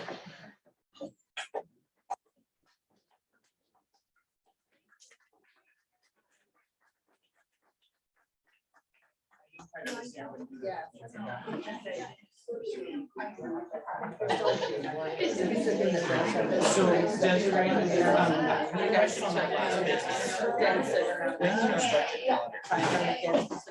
This year we started it very late, because I was kind of looped in late, so we're gonna hopefully start it earlier next year, like February. Okay. Because I'm gonna be chair, but I should leave notes for somebody. Yes. If I'm chair, we can make it. Des, honestly, the calendar should be coming to us by March. Oh, yes. So you need to So start in in January. January. Yeah. I'd start before then. Yeah, I think, and I will just.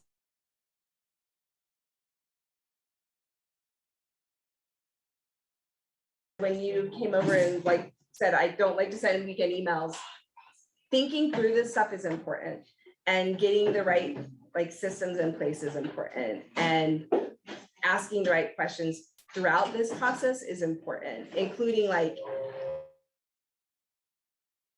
Start Wednesdays was about like, should we see improvement in attendance?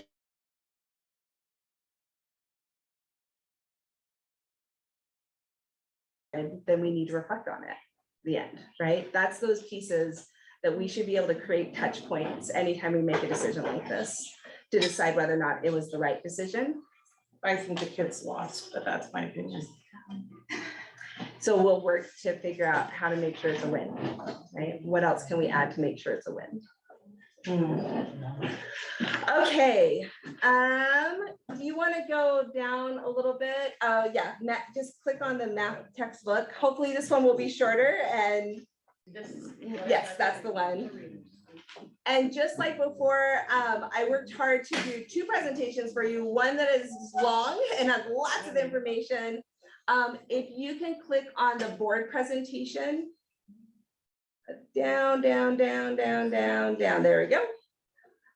And what I'll say is all that other material is things you can peruse. It's copies of our rubric. A lot of work went into this math adoption. And so I'm going to try to keep this really short though, because I think the work that our team did is really self-explanatory and they've made really awesome recommendations. You're accountable for that. So our first slide is our team.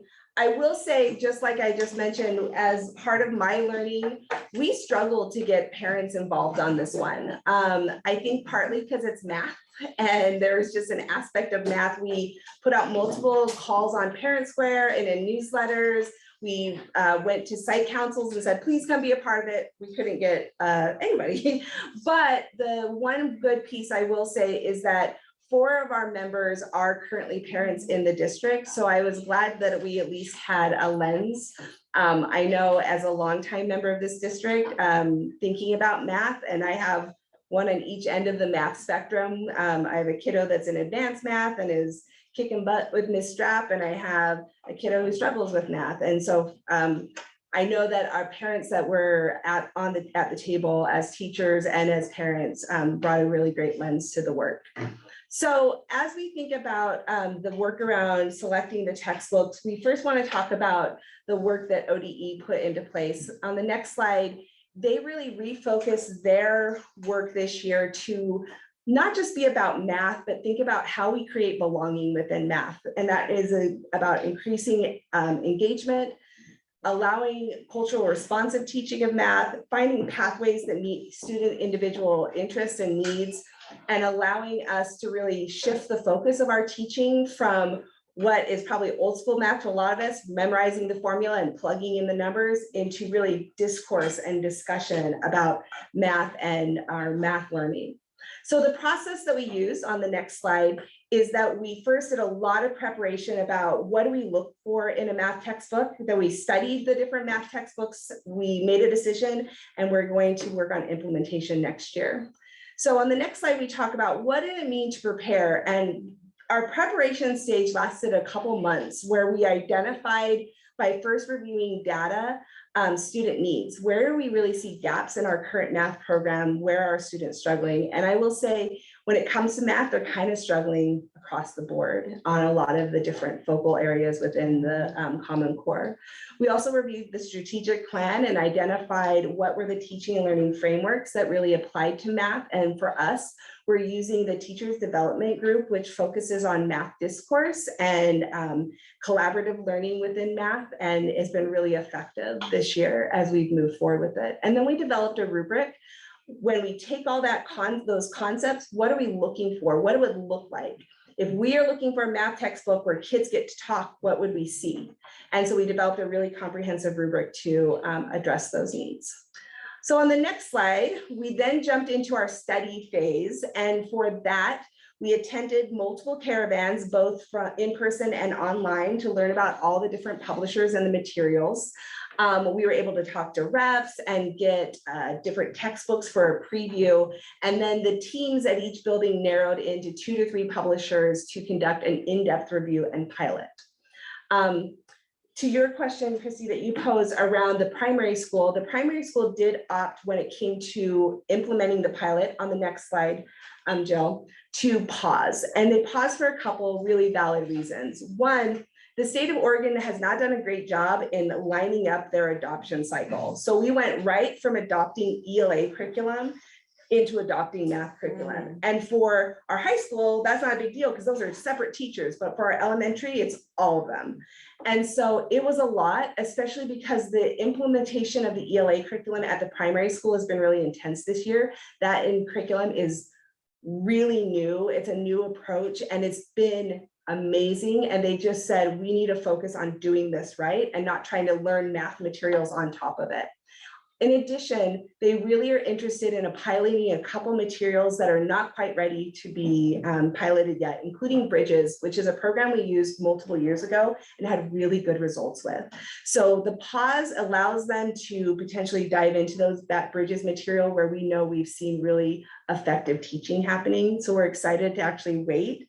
Next year, we have to still use iReady because it is what we have adopted, but we know that the majority of our year actually will be these different pilots that we'll be running. And then hopefully we'll be able to adopt fairly early in the year because of that. We don't need to wait till January to start pilots. We could start September 1 with pilots. And so we are already in contact with several different publishers that the primary school is interested in looking at so that we can start those pilots pretty early on in the school year next year. So in my request today, we will be asking for you to approve a postponement so that I can request that of ODE. Our pilot process also included trainings from the publishers, conducting a unit of study with the materials where the teachers actually taught the materials for 2 to 3 weeks. And then the teachers filled out rubrics and the students filled out rubrics and told us how they were feeling about the different materials. And then we did some communication with our families. On the next slide, you can see we sent out a teaching and learning newsletter and kind of let parents know where we were in the process and where they could find information. We also built displays that went up during parent-teacher conferences and sent home informational flyers on the different materials we were looking. And we sent out a survey, which we got one response on. So my worst survey yet, but it was very positive, which was the least happy for me.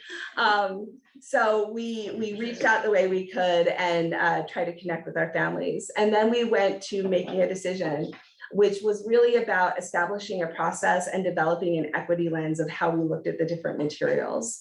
So with that, I'm going to announce what we've decided. First, for our intermediate school, we are looking at HMH into math. And the great part about this curriculum is it aligns with their into reading program. So a lot of the testing materials, the materials that kids love the computer program because they already were familiar with it. They weren't having to relearn a completely new program. They also have a really comprehensive assessment system that is really effective and that the intermediate school is really excited to see the data from. So we also saw within these materials just really purposeful discourse, lots of talking and lots of strategy tools for teachers. What am I hearing and what does that tell me about how kids are learning? What is a possible misconception they have, et cetera. So we just really felt it was an excellent set of materials and we were excited about the potential for them. And as you can see, it scored high amongst our staff. Also, it scored high amongst our students. On the next slide. Now I will say this is not the best data collection I've ever done because we had kids fill out smiley faces and then I had to figure out how to tabulate them. But basically, which is not easy. But basically what I did was tabulate it like which one scored high, and HMH scored the highest in every single category at every single grade level, period. So we knew that kids were on board. Especially one of the ones that just cracked me up was a question of like, do you like this better than iReady? And some of the ones specifically Savas was like, no, let us keep our old materials. But with HMH, are like, yes, this is fun. I feel like I'm a better math learner today than I was yesterday, which is what we want to hear. With middle school, next slide, we have decided to go with Amplify Math, which is a very different program. It has some things that we're still working with. So you can notice with belonging, they're still building their cultural responsive lens, but overall, we really felt it was a great program. Again, focused on discourse. Let's get kids talking about math and finding a sense of belonging inside of the math classroom. And so the teachers really felt it was an excellent program and had a lot of resource. And specifically, it has connections with the Desmos program, which is a widely used mathematical, it's a mathematical, how would you describe it? Like modeling program? Like you can program in information and it kind of shows like graphics and things to show kids how the math is working. Amplify bought Desmos. So this is our best way to access that continually. And again, when we look at the student feedback on the next slide, middle schoolers are middle schoolers, so it's a little more spread out, but overall we saw that Amplify had higher scores in most of the categories across the board, that students felt that it was a good program and that they were enjoying math through it. And finally, for the high school, we have decided on Carnegie Learning. And I will say, this one probably of all of them is the one I'm most excited about. Carnegie Learning, when you get to math textbooks at the high school level, what we really saw was a lot of the same old, same old. And Carnegie Learning has really put himself out there as a set of materials that is focused on creating kids into math thinkers. And so the level of discussion-based practices, TDG alignment, with really creating high levels of understanding, like deep understanding of the math so that you can apply it to different things was really high. On top of that, what we saw was excitement about math from high schoolers, which we don't always get. And Carnegie Learning has a specific program. I believe, let me see if I can see it. It's Mathia, it's called. It's a computer program where students can practice skills, and it will identify like, hey, you have a gap, let's practice it here. Here's some of your misunderstandings. And it's game-based, and kids were actually really enjoying it, which is high praise from high schoolers. On the next slide, you can see how those different things compared Carnegie Learning to Big Ideas. And you'll notice, for me, the thing that stands out is the blue. We have a lot of strongly agrees and agrees in terms of Carnegie Learning, and a lot of disagrees in terms of Big Ideas. So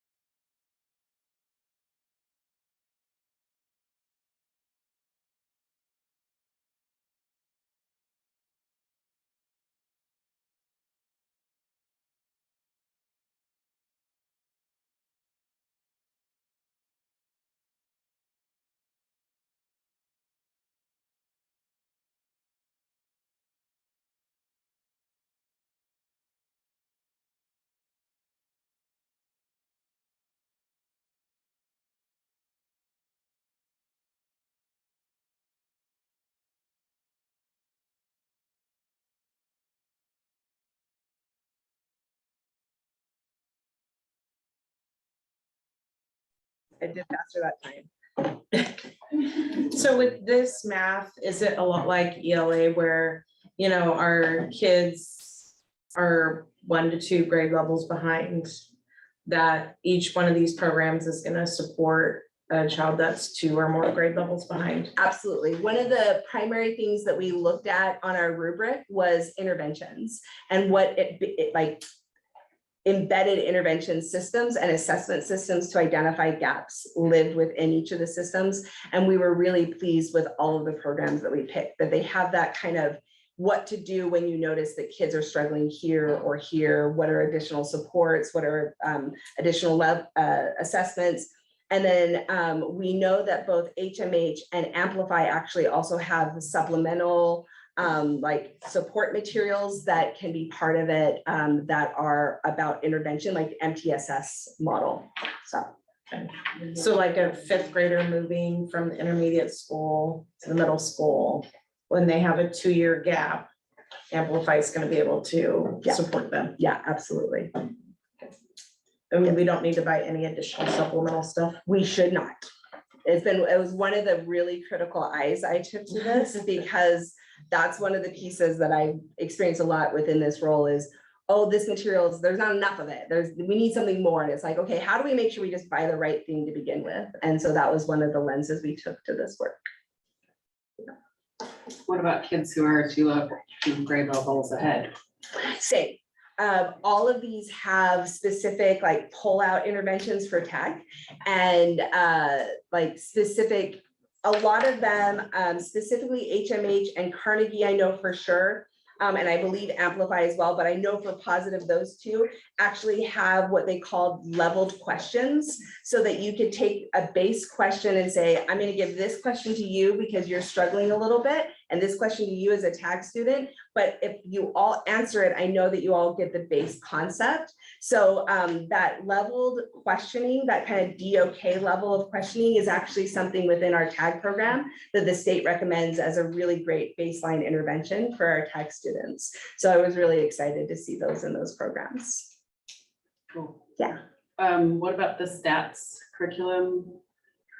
The stats, so what's interesting at the Carnegie, not with Carnegie, with all of the different materials is the new model for our curriculum for math in general for the state is a 2+ model. So your first is Algebra 1, geometry, and then your plus can be a lot of different things. And that's where that pathway concept comes in.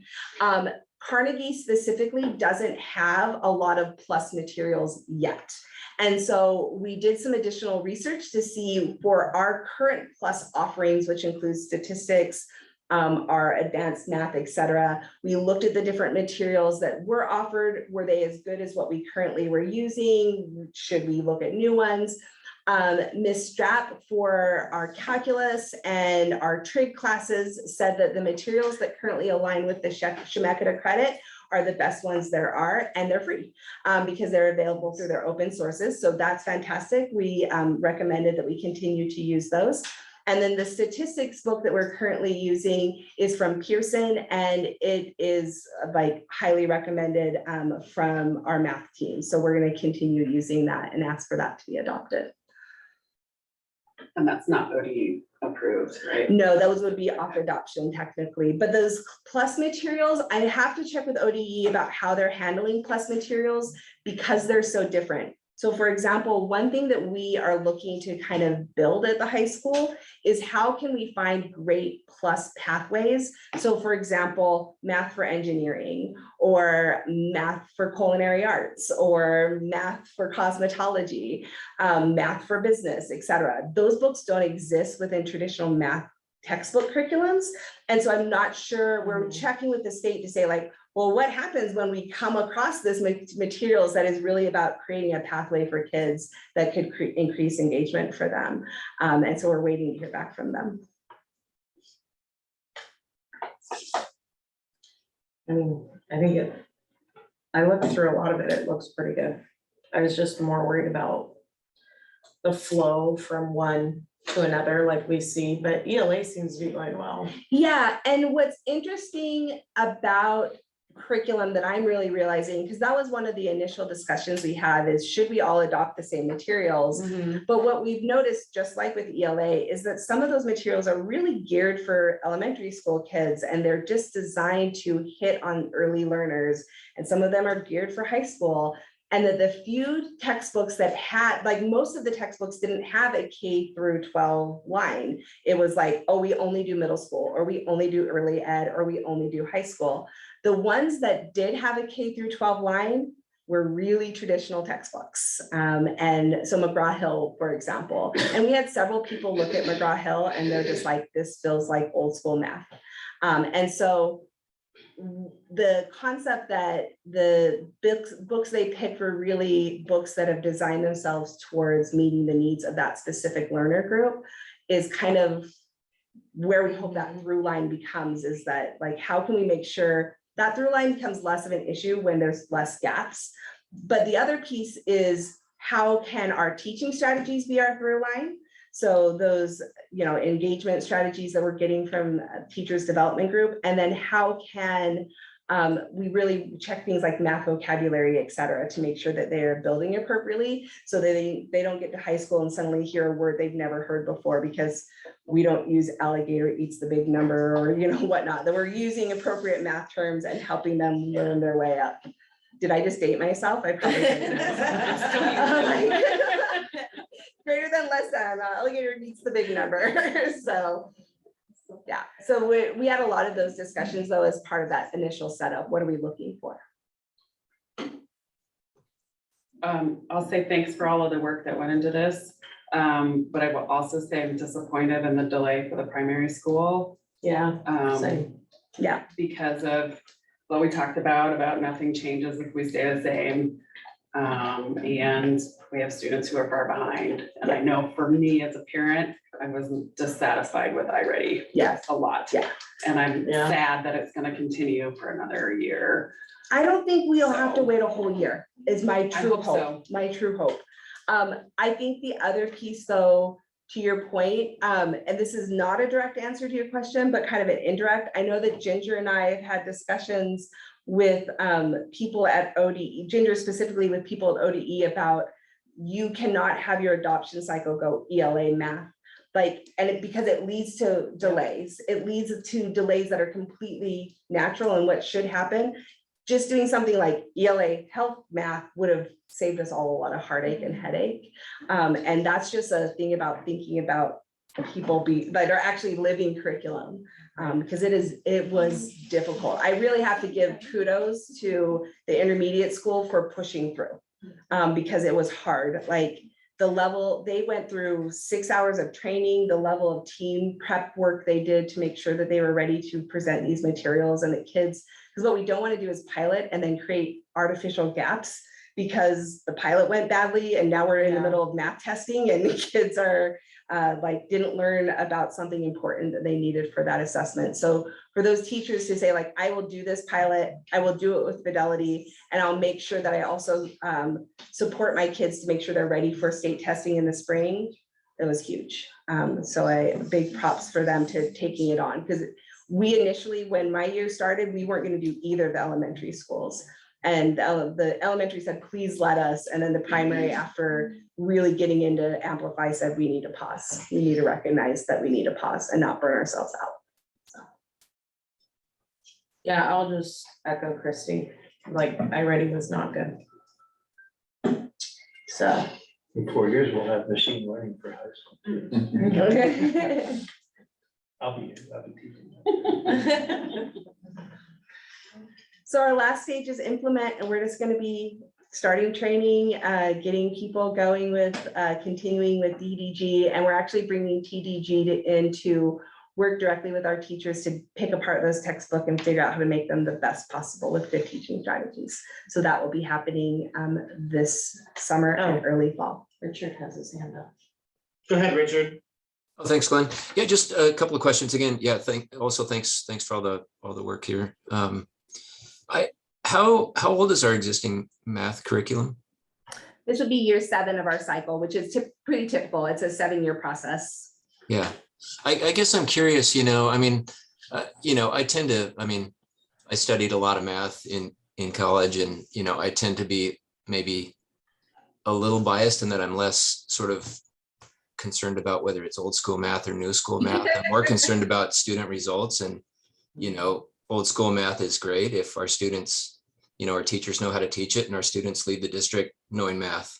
And so, I think it's great that we're looking for new programs, but I would like to see us sort of agree on what measures we're gonna use 3 or 4 or 5 years down the road to determine whether this curriculum is delivering the results we want.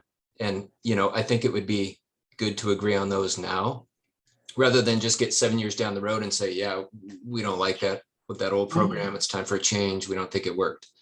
Yeah. So I'd encourage us to, sort of request that and maybe set aside some time for more discussion about how we're sort of going to measure results in this one. I am curious if we've looked at student results from districts that have adopted these curriculum. I didn't see that in the presentation. I'm just curious whether that was part of the evaluation.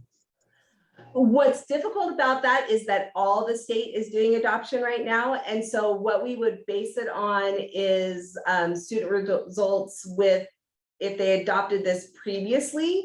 But most of the publishers, the materials are fairly new because Oregon revamped the state standards. And so the materials are reflecting the new standards. So you could get a baseline maybe of like who's used Amplify and how did it work. But since the materials are fairly new, everyone's in the kind of same boat of learning new materials. Okay. Did we ask for or seek feedback from districts or administrators in different districts that have adopted these curriculum, or was that that also not part of the? It hasn't typically been part of this process, so I'll be transparent and say no, that was not things that I actively sought out. However, our team members, several of our team members are part of different math task force for the state. And I know that they came back having picked each other's brain and said, oh, this, this curriculum is being used here and it was really successful. And I know it impacted some of the materials that we piloted as teachers kind of like looked to each other and other math leaders to what materials have been successful elsewhere. Okay. And then you mentioned, I guess my last question, you had mentioned that one of the publishers, I guess, was still working on the culturally responsive lens. And I'm just curious if you could, or I guess I'd ask if you could help us understand what that looks like for a math curriculum. Sure. One of the things we kind of decided we were going to look for is when we see problem sets, do we see different cultures represented, different names represented in the images in a textbook? Do we see different cultures represented? Sometimes we looked really specifically and actually talked also about just the culture of North Marion. And like when they're talking about problem sets, are they using examples that our students in a rural community could understand, or are they all using examples that maybe it aren't as directly relatable? I'll give a kind of an example. If they're talking about yachts and our kids don't know what a yacht is or haven't necessarily experienced a yacht, do they know what they're talking about? But if they're talking about something that's more relatable because of the community they live in. So we look for things like that. Like, can our kids see themselves in this textbook? And does this textbook really honor different kids and who might be looking at it? And so Amplify was just more generic in terms of the examples they use, whereas the other examples felt like a lot more broad and expansive in terms of our student population and kids seeing themselves in the textbook. Great, thank you.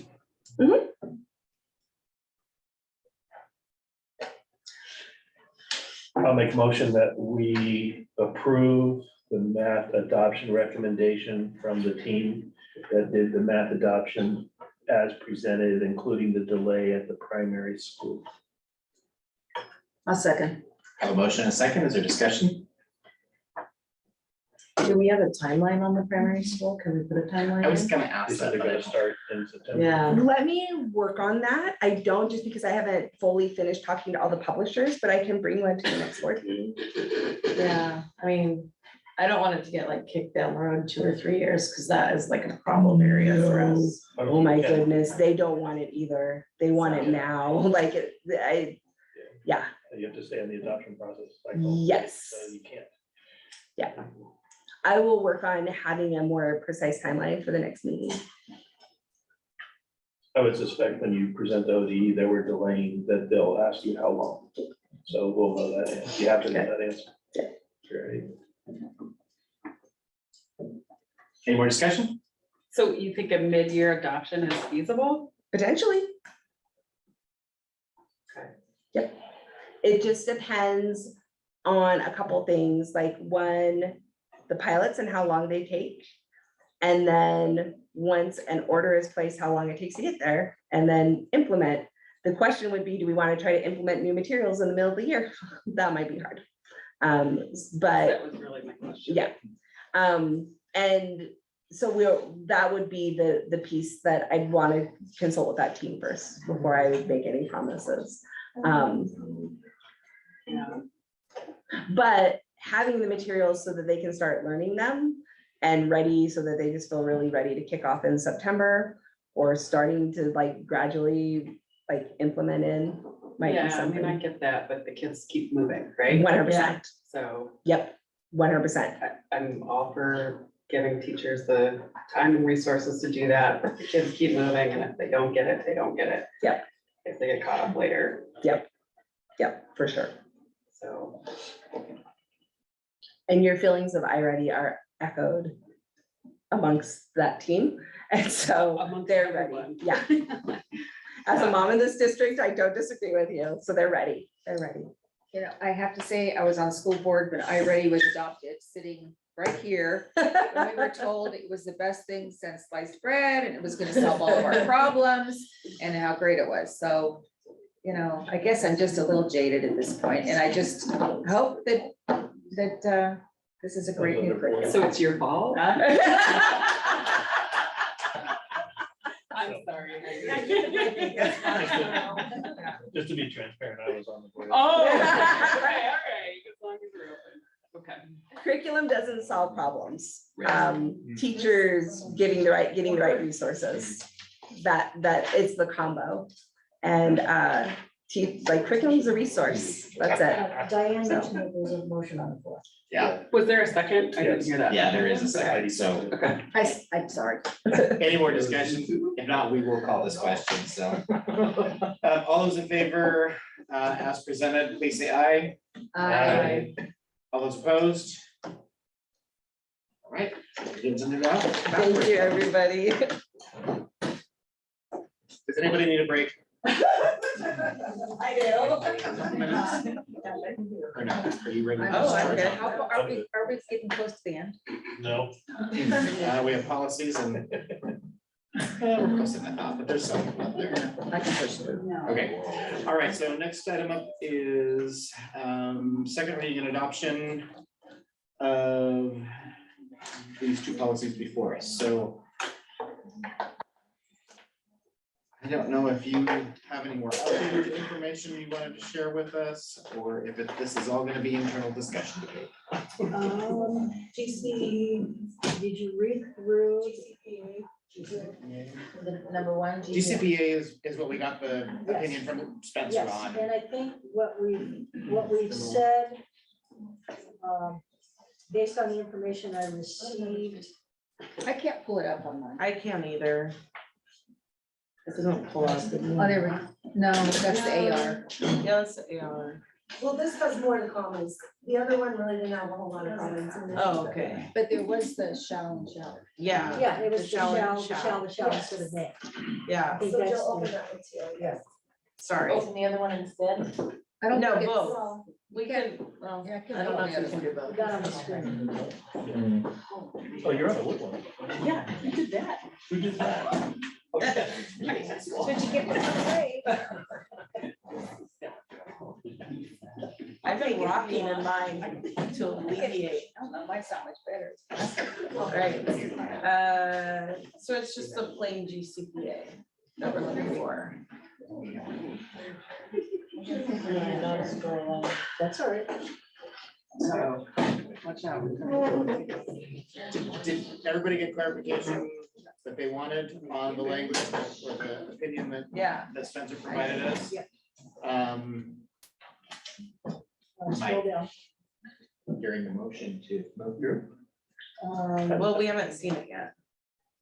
Well, what I can tell you on GCPA is, after collaborating with you guys over the weekend Oh, it's not and there. You're right. landing in the spot today, we changed both of them are to Shall. Shall instead of shall and may. Yeah. Yeah, so it's shall instead of shall and may. Yes. I can, it says I thought it was. that we shall, which is from ORA, we shall consider culturally and Well, I think- linguistic teach, it's in the email that I. Yeah, but I think gender's prepared. Well, I was, no, they didn't, the link was only for. Oh, here, I have the link with the update. Let me, The link for GCPA was just. here, I'll send it. Who needs it? The policy? Yeah, is it? No, I think it got, I think the link got dumped off of Yeah, there. it did. No, it's on there. Is it? I opened it. And we can, that's a simple correction, just change this was a shall and shall, and then it's done. Yeah, right there. Number one. I was just. Yeah, There it is. oh, sorry. Go back. That's what's doing. No, I don't Oh, I think it. see.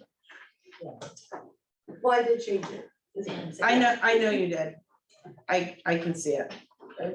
I'm good with that. I Okay. understand what it is and I'm okay with it. Okay, right here? So now you wanna see the AR? Yeah. What did you change exactly? Because I didn't see what you guys just said. Crystal had highlighted a sentence that was kind of midpoint. Here, you want me to send it to you? Well, yeah, if we're gonna vote on it, it'd be nice to read it. It's. Well, it was in there. It got dumped. Okay. Diane, tell me when, a year? Oh, that's the AR. Right, we're gonna talk about that one next, but if you open, go back up to the top. Crystal's gonna read Yeah. the right. section that got changed.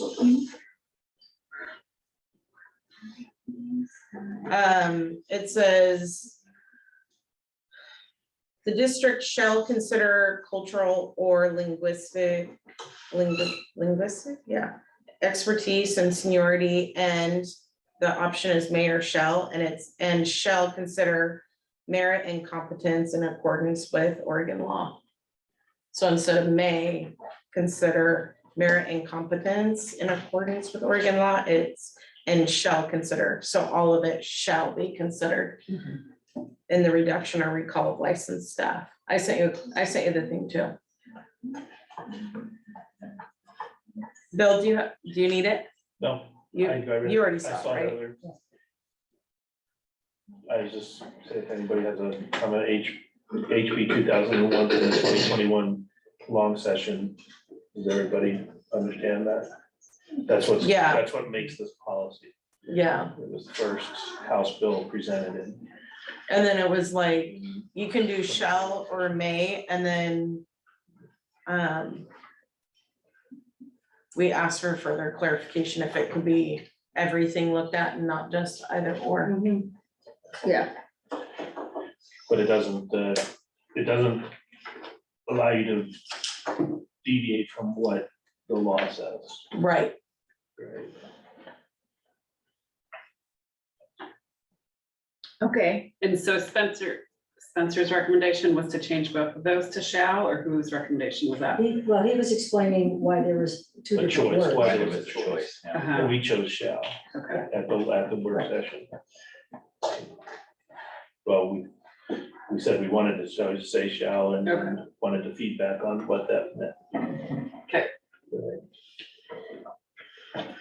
I'll make a motion that we accept GCPA as presented With the AR, with, no, just right now, just No, doing just the GCPA. first one. Just wanna get some- I'll second. Motion a second in discussion. All those in favor? I, All those opposed?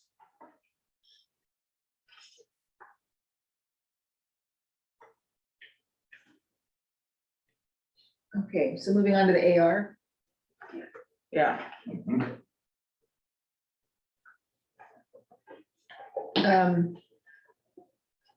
I can support this as it's presented right now. I'll just put that up there. Anybody want to make a motion out of it? Oh, she did that one, so I'll do this one. I'll make a motion, we accept GCPA AR as presented. I'll second. Motion a second. Any discussion? I'm just gonna say that under procedures, I think it should follow what legal wrote, and it doesn't. So I'll be voting no. What part you want to change, like specifically? Well, the way he has it written now is different than here, where it says under procedures, when determining which teachers will be retained when the district reduces staff, the district shall prioritize seniority except as follows. But then when you read his documentation, it has a priority list in there, and I feel like that priority list, I would consider the priority list to be seniority, cultural, linguistic expertise, then merit or competence of the district, so he has it listed out.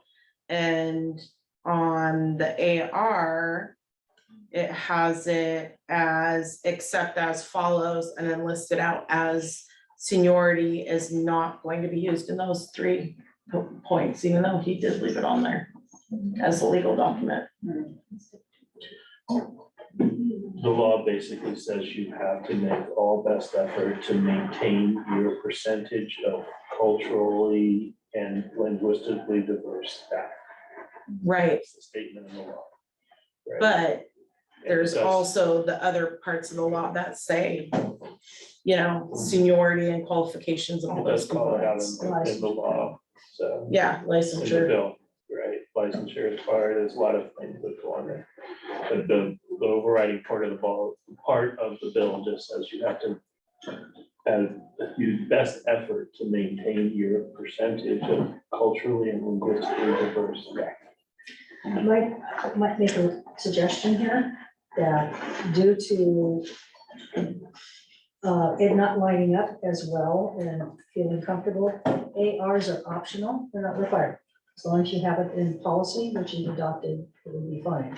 So you could table this for further consideration. There's no necessity to adopt it. It would make no difference in the process, So that would be your reason to vote no to the motion and second that's on the table right now. if you table it, yeah. Yeah. Anyway, so that's. Or you could table the motion, right? Yeah. Yeah, I support tabling just because it doesn't match what we received from legal. Are you saying it's it's in not a different required. order, or are you saying that it directs a different action? Directs a different action and a different order. Because it says the district shall prioritize seniority except as follows. So then seniority loses its priority. And then so it goes directly against what legal had written, Spencer, in the document. That's not what I read at all. I read it as seniority is the priority after the exceptions. Yeah. Yes, and so he lists, though, the priority, I would consider the priority list to be number one, seniority, number two, cultural or linguistic experience, and number three, merit. Yeah. And that was from him. You have to maintain the percentage to be the law, so your priority is going to be. So you would keep them cultural. over the seniority people. Because you have to, by law, you have to maintain that percentage as best, all best effort. And that's not what legal wrote when, that's why I asked the clarification. I'm not Because it sure shouldn't- that- For that to be written into the policy. I know, but I'm just saying, that's why I'm voting no, because we're in the discussion, because it doesn't follow the full amount of what the OAR. I don't think Wanted. it changes the direction or the action that we would take if that were to happen. Yeah. Well, we can't know that if it's in policy now, can we? We don't have a crystal ball. All right. We do have a crystal ball. Yeah, we do, Any- but I any can't make more- any guarantees for the future. Any more discussion, Jermaine? Richard, you good? I'm good. Can you remind us what we're voting on? Approve the AR. We're voting on the Adopt AR, the to AR. adopt the AR. Adopt the AR. And we had a second. on And we that. have. should have a second. Okay, great. Motion and a second, Yes. so, All right. all those in favor say aye. Aye. All those opposed, Nay, seniority should take precedence. motion carries. IMB.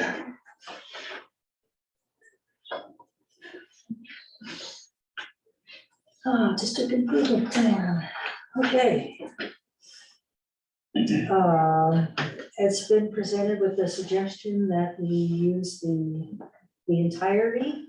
In the second paragraph, engages the school community, involves parents, students, teachers, the whole, all of it. Just keep it all in there, not picking between one or the other. And that would work just fine. So I recommend adopting it with your second reading. Kind of what we did, all right? It's kind of what we did. Yeah. Yeah. Just puts it in policy. Right. I move that we approve the district improvement plan policy IMB with both brackets as presented. Second. Motion and a second, any discussion?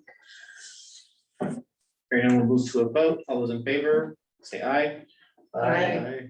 All those opposed? IMB AR.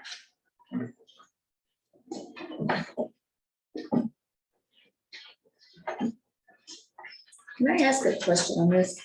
The continuous improvement plan, the CIP, how, but this is the district improvement program.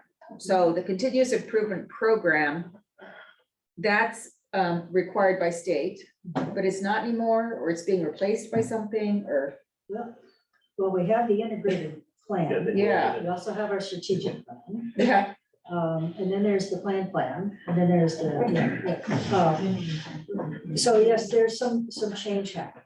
And this is a very detailed list of things that can be in a district improvement plan. Districts will choose what they're using, and leave off what they don't, they say, well, we're not measuring this right now, so we would condition everything with it.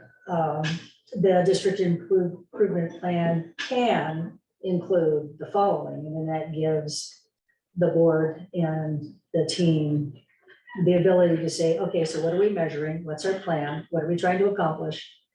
And not be holden to, a strict list that you must have all of these things. So, you have to read it carefully. I think with the information that's here and the brackets that have been selected, I think it would be fine. Just to move forward. Bill, would you like to add anything to this? I think the only thing I would say was given that it's an AR, if the board wanted staff to take a look at it, you know what I mean, and make sure that it actually kind of describe, what it is we're doing, in our, given the evolution of the improvement process as a strategic plan, the integrated plan. We want to make sure that our AR, which is what we do, how we implement your policy, lines up with all that current planning. Seemed like it did, because the integrated one is just a mashup to try and reduce paperwork. That's what I understood. It seemed like we were accomplishing that, in my opinion. Yeah, absolutely. Right. Yeah, especially because you have a strategic plan, right, that in essence guides. That's kind of the mashup of it, Yeah.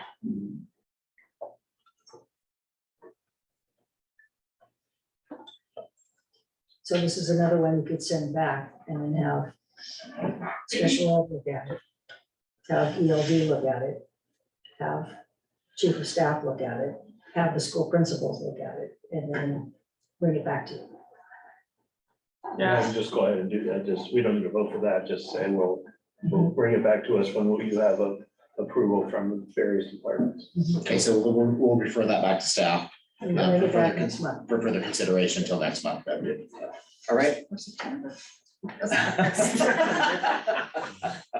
All right, 8F, we have to approve, these need to be done by 2 separate motions.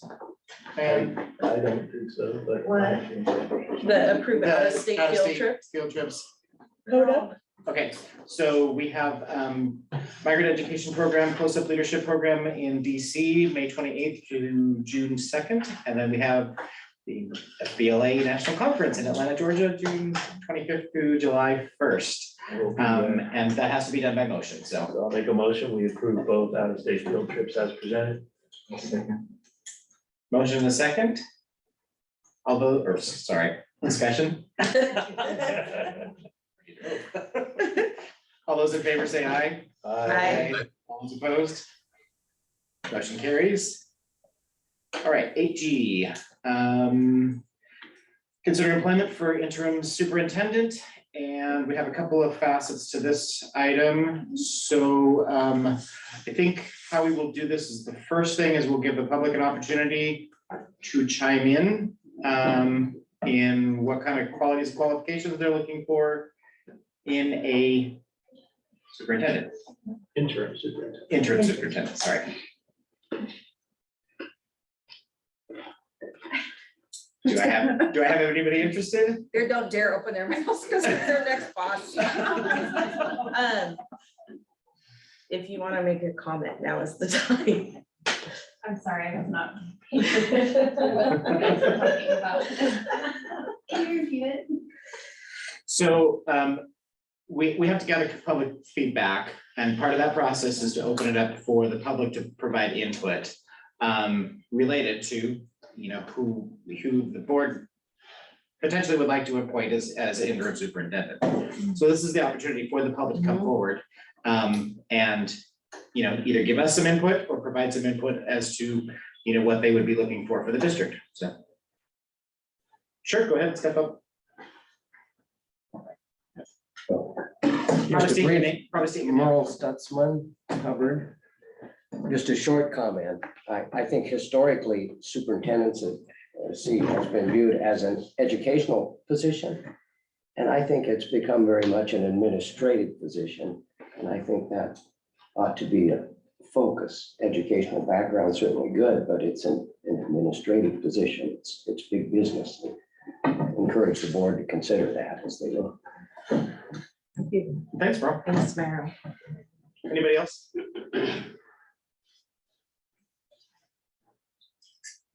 Can we nominate somebody to be our interim?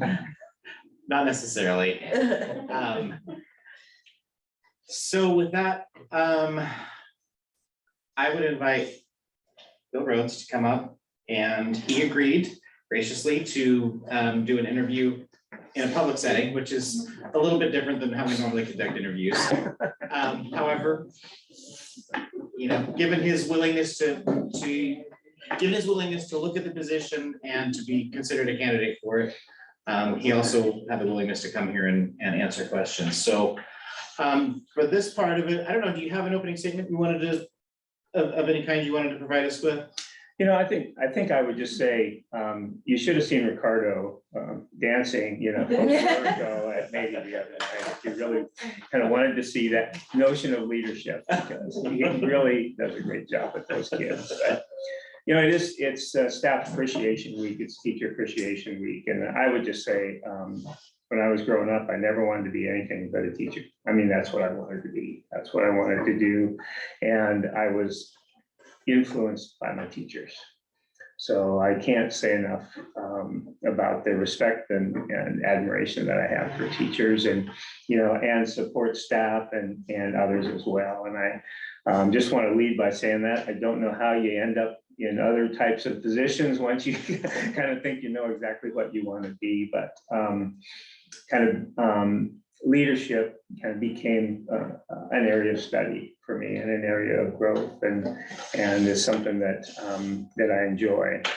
I'm really grateful for the opportunity to have a chance to be here the last couple of years. I want to thank Ginger and the board for giving me the opportunity to work with North Marion over the course of the last 2 years. It's been a joy, and you don't work with a school district and a community, in and out of COVID, and through everything else, without really having it become, very personal to you. And I just have to say it has become personal for me. As you know, I'm from the area, had lots of connections when I started, and now have many, many more connections with the school district. And it's an honor just to be able to have a conversation with the board about the possibility of supporting North Marion School District into the future. Can you give us a list of your district office administrative positions you've had throughout your career? District. Yeah. Right. Yeah, I have been, I've been a curriculum director. I've been a director of secondary education. I've been assistant superintendent in the Ben Lapine School District and assistant superintendent in the Hillsborough School District. Of course, a superintendent of the Woodburn School District, Westland Wilsonville School District, and the Yamhill Carlton School District in the past. So those are central office roles that I've held. And I've been an athletic director, an assistant principal, and a school principal as well. Do you promise not to paint any school facilities in the color of Oregon University?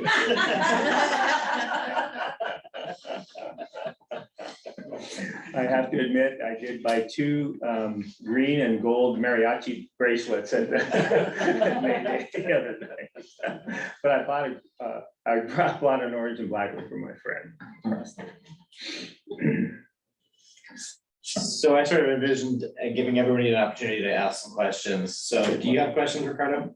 I'm impressed with the curriculum. It's just, it's nothing to add to it. I'm just Yeah, it's interesting, to think about interim, because, for me, with any position that you take, a leadership position you take, you're thinking about what's your body of work going to be, so given, given a certain amount of time, what's a body of work that you can take on and complete in that time and not leave things undone and get things started that can't get finished and followed through with and all of those types of things. And in these interim opportunities, it's given me a whole different lens, of how you would approach supporting a school district and supporting a board in essence, creating conditions, so for a permanent superintendent to be absolutely successful. And I think the opportunities that I've had here, in essence, just giving me the opportunities to write the operational blueprints, for the schools as we open those schools, to be involved in strategic planning with the district, to be involved in kind of then translating that into the integrated plan, amongst the other plans that we've had, to work with principals, in our learning sessions, to actually align our work and thinking and practice, in the buildings, to our strategic initiatives. You don't do that with kind of truly madly, deeply kind of understanding the ecology. And so in an interim position where you have established some stability around the work that you're doing in the leadership in the district, an interim, that has been involved in that does have the opportunity to keep that work moving, to keep that work moving forward. And we have some new administrators too, so to be able to bring on some new administrators in that first year and help them connect to the work as well, the planning as well. So with all that in mind, knowing we're in the middle of implementation of the strategic plan that everybody spent a whole lot of effort on, and the interim position falling smack dab in that middle of that, how do you see that rolling out so that we meet the end goals of that strategic plan that we've been working on? Yeah, absolutely. I think there's some different ways to think about that, and that's why this thinking about the improvement planning and what that looks like, kind of lining up some of those systems with when you would update that strategic plan is important as well. But the work that we've started with principals that some of you are seeing and experiencing when you go and visit the schools, and their alignment would be the primary method of that. I think you can't lead school improvement, instructional improvement from the central office. We need our principals to become expert instructional leaders and build the capacity in their staff to deliver high quality instruction. It's like Des said, we can adopt all the programs in the world, but it's the quality of instruction that really makes a difference in terms of student performance and student achievement. So, for me, it's really important to develop our principals, our building principals as instructional leaders. And we know that, that our community wants to hear from principals. They want to hear from principals about their school and about their kids. And so, I think that kind of the communication from them and their confidence in communicating with their personal communities, school communities, is really important in building that confidence and trust in kids and the community. So it sounds like you expect for that implementation to move forward sort of on schedule as we were hoping it would. Absolutely. Yeah, absolutely. And so, some people that know me and have kind of been around for a while know that, believe it or not, I'm a little bit competitive too, so. The running shoes. It's like guy was talking with Ms. Bailey as she was leaving today. I appreciate her drive towards excellence, because I said it's really clear that the best is good enough for North Marion. And that's really, kind of the way I think about, how we want to do our work. The best is good enough for our kids and our community. And so that's what we'll aspire to do. Oh, I just wanted to say that, given the circumstances, I think we're very fortunate to have you in place, and you have such an in-depth knowledge already of issues and situations here that, you know, you can just kind of seamlessly, somewhat seamlessly step in, you know. And, yeah, just appreciate that. And I will just comment that you're going to be, you know, you're gonna be guiding the board next year in identifying and guiding the board in future superintendent selection. So, and I think that you have a great experience to lend to that. I do have one question. Just briefly, how would you address safety and security concerns next year?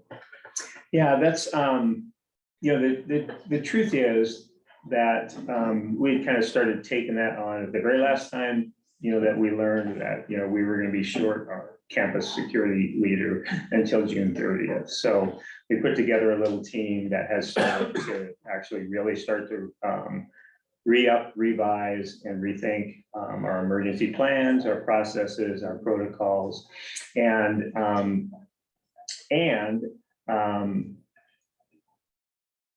again, with the notion that we've got a couple of things that we've needed to think about, you know, in North Marion School District.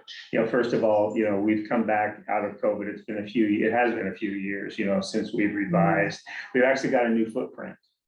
So a lot of the things that we had in place in former, you know, emergency plans, they actually don't quite apply to the new footprint that we have in the building. We've got new technology, so our communication systems, you know, and communication is, you know, about 90% of our response are those things that we're learning about in terms of how to kind of what problems we might need to solve in order for that to occur really well.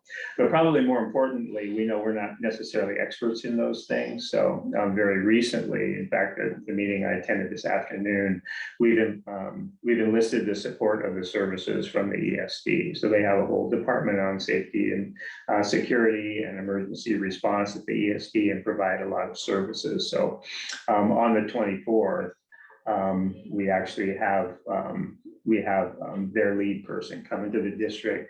We'll spend a few hours with them and he'll start to work through our plans, updating our plans, doing some audits, making some recommendations and some findings. And the ESD have staff that can kind of walk us through, you know, the drills, the tabletops, you know, that advise us in terms of some of those places that we may or may not be noticing that need some support. And we'll continue to include members of the team. We've talked a little bit about, you know, having some of our staff be a part of that team so that we can communicate clearly the steps that we're taking and what we're doing to move forward with that. But it's not one of those things that, you know, you can let go for a little while. The other thing is that, you know, has always been the notion that we have some systems that are all campus responses that we need to have, you know, and there's never been a really clear protocol for actually what an all campus, say, lockout drill or something like that is. It's never been rehearsed, not at all campus. You know what I mean? We practice those drills in the buildings, but until you get out there and really, you know, work through an all campus situation, you know, that's when you start to learn, you know, where some of those issues are, things like that. But we're envisioning, you know, series of kind of smaller tabletop practices, more frequent practices with certain aspects of our systems and those types of things. And again, under the guidance of support from the services from the ESD. In the meantime, you know, this summer we'll kind of see where we are, you know, with personnel, you know, in terms of our own personnel to support that. Do you have a question? Well, yeah. As budgeting comes forward and writing the staff versus student ratio, how would you go about impacting that in a positive, to keep our positive culture with our staff? You know, it's interesting how to answer that has a lot to do with knowing what people are thinking. You know, and so, you know, for me, you know, I'm a constructivist at heart. Mhm. And so I don't necessarily have a plan, you know what I mean? I'm Yeah. gonna move forward. I need to hear what different groups are thinking. I'll give you an example, the calendar conversation, you know, that happened today. You know, for instance, gave me more of a sense of where what individuals were thinking, you know, about aspects of, you know, of the district and the work than you might have had in any other situation that happened, if you know what I mean. You guys might know more about each other's thinking around those things than you did before as well. But it's those types of opportunities until you create some formats and forums to hear the thinking of different people. You don't necessarily know what your leadership move is. You can move, but you Yeah. might totally miss the mark along those lines. So it would be doing, you know, just like, you know, as you suggested, Crystal, some assessment of what people are thinking about various staffing scenarios that we might have. And, you know, what different groups' solutions are. We've got this ecology. You know, I was a biology teacher, so I have a real ecological Yeah, approach to there's a lot of thinking about people things. a part of the Yeah. everything. So you can't do just one thing and not affect, you know, a whole bunch of other Can't systems silo and it. things like that, yeah. So I know that didn't directly answer your question. No, but I got a Okay. sense of you would take Mhm. a lot of things into consideration, Right. not just one avenue. The other thing is, like, with your experience in dual immersion classes, Mhm. that's like been on our wish list for years. Mhm. Is there a way that you can start us in that kind of a process Yeah, in there's- 1 year?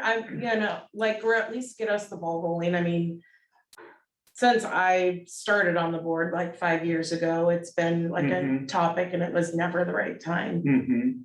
So there's small things that you do to sort of set the stage. We've hired at each of our buildings more bilingual staff and bilingual bicultural staff. You know, those are the first steps or in the process is kind of creating, you know, a sense of the value of bilingualism or multilingualism, you know, in the building and understanding how kids respond, you know what I mean, when, you know, when they are emerging bilingual students and they have the opportunity to see their teachers and support staff and, you know, and others, you know, using their language, communicating with them in their language, and they start to see, the kids start to see that their language is valuable. You know, and so those are some of the initial steps. Strategy 3 in your strategic plan, you know, really says, we need to start to diversify a staff. So you can't decide you're gonna go to dual language and then go out and try to find everybody that you need. Right now, every hire needs to have that lens on it, that's, you know, even if we weren't developing dual language programs, we would like to hire more bilingual bicultural staff, you know, as per the strategic plan. So those are some initial steps. We've talked to the cabinet over and over again. There's no reason that we can't start a planning process. So we learn more about what dual language programs would look like or could look like. So we build our capacity to implement even before we implement. Study programs, what's it look like, and that's on our to-do list for next year, regardless of how we move forward. So there are, like I said, a lot of those initial steps that we can be taking, you know, before we start to move into it. Thank you. Richard, did you have a question? Maybe just a couple of quick questions and then a comment. I guess my first question is, would you be willing to commit to serving in this interim position for the 2023-24 school year?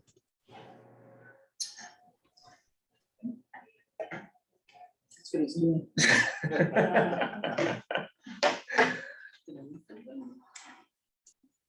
I'm sorry, are you able to hear me? Yeah, I can hear you. So I'm just kind of thinking about process. So that's an offer No, Or, I'm just saying, if you were to be offered the position, would you be willing to commit to serving in the position for the 2023-24 school year? if I were offered the position. Oh, so you mean Richard not leave halfway through or after a few months? Yes. Okay. Right, absolutely. And that just goes back, Richard, to my notion of a body of work, you know what I mean? So like I said, I have my own standard of, you know, what I would be committing to and something like that. So Thank you. I know that this is, you know, hiring a superintendent is the most important thing that a board does. You know, and so I know how important that is and how important that is to boards. So absolutely, Richard, yeah. And if you sorry. Only sort of kidding about. And then I guess my next question is, if you were offered the interim superintendent position, how would you view the relationship with the board, and how could we or how would you like us to support you in that role? Yeah, I think that's a really great question, and I appreciate that, Richard. You know, I'm hoping, you know, that the board, you know, has the same interest, you know, in being the best board, you know, that we would have about being the best leaders and teachers and, you know, and others. So I would hope that, you know, I would be engaging with the board in thinking about what is it about the relationship between a superintendent and a board that actually really causes great results in a school district. So I'm hoping that we would have opportunities to learn from each other. I think it's important for a superintendent to know where individual board members are coming from and what their interests are, and you know where their leanings are and what's important to them in their leadership. I think it's important to see boards really working as boards and understanding that, you know, they're only a board when they're together as a board, and continuing to learn how to, you know, as today, maybe have some differences or not agree totally on a particular motion or idea or something that might be out there, but still be able to move forward and support each other, you know, after a decision is made. I like to communicate. I'll try to over communicate with the board, you know, so if you can tell me to stop, you know, sending stuff, you know, in those situations, because I do like to try to keep a dialogue going on with the board just through certain types of regular communications, you know, that feels like we're in it together over the course of time. I think there are, you know, I might suggest some things, you know, for how we process some of the things that, you know, that come up in board meetings, like policies or some of those types of things, or calendars or other types of things. There, you know, there might be some ways that we could work together, you know, with board liaisons in certain areas, not necessarily doing the work, but that, you know, would be a superintendent's consult around particular aspects of the work, so that there was some board connection, you know, prior to coming to a board meeting.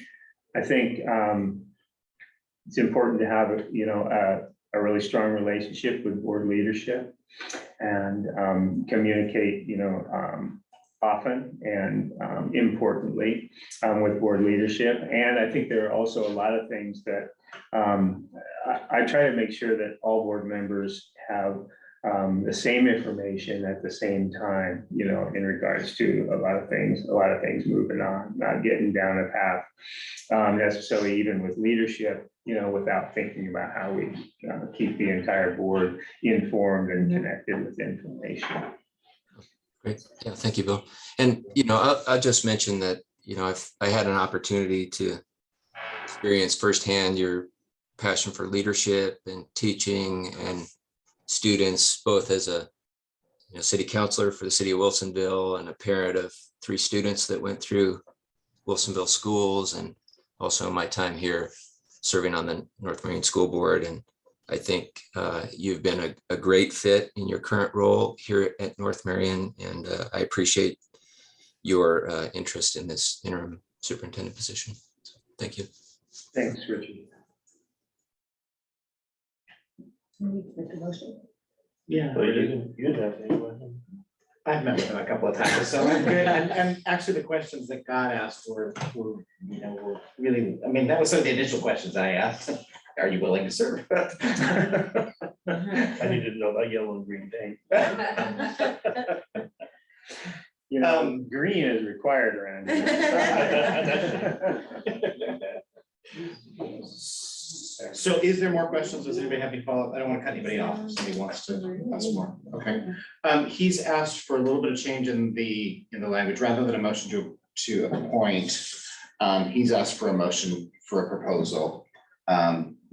With the tentative agreement that we're going to come to an agreement. And that would give us the leverage, I believe, then to have either you or I run, be able to do the negotiations on a contract, so. Oh, okay, so you're putting H with I here? I mean, is that what? No, I think we should probably, rather than a motion to approve, I think it should be a motion to propose That's what I said. propose I'll an make a- offer, I'll yes. make a motion that board leadership move ahead with negotiations with Dr. Bill Rhodes to be the interim superintendent, and the conclusion is positive that we offer him the position. Does that cover it all? No. No way. So you are kind of combining H and I, Kind of, yeah, board leadership. but you're needs to do- starting out with negotiating a contract before you offer a position. Begin negotiate, yeah. Right, which kind of just means we're offering him the position, that's kind of, we're standing in it, right? I mean, I'll say that if that's important to the language. Just say it one more time, Right. please. So I'll make a motion that board leadership, that this board offer the interim superintendent position to Dr. Bill Rhodes, and that board leadership work with Dr. Rhodes on a contract to accept such a position. That's much better. That's okay, they can negotiate that, that's negotiation. I'll second that. So we have a motion and a second. Any discussion? Hearing none, we'll move to a vote. All those in favor? Aye. All those opposed? Guess you got some work to do.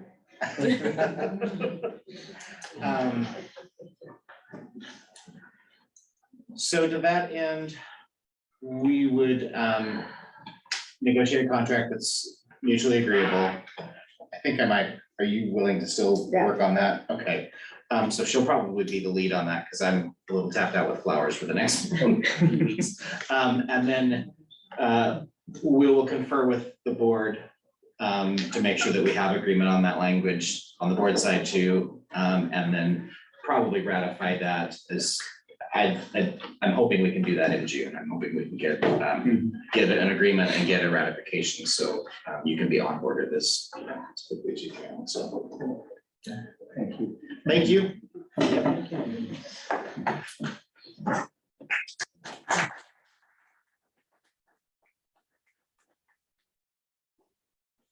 Alrighty, 8J, we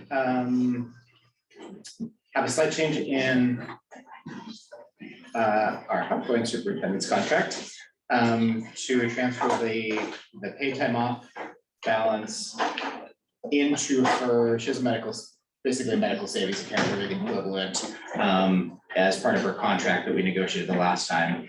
And rather than paying her the balance and paid PTO, we're going to deposit that money. Is that right, Linda? That's the logistics of it. So, but I do need a motion to make that change. So I'll move to pay out in the remainder of Superintendent Rayler's PTO to her health savings account. I'll second. have a motion. Second, any discussion? Just a clarification, there's no additional financial liability incurred by the district on that. Actually, it's less than paying now because. That's the same. Yeah. Okay, thank you. Any other clarifications or or discussion? So we'll move to a vote. All those in favor say aye. Aye, just kidding. All those opposed?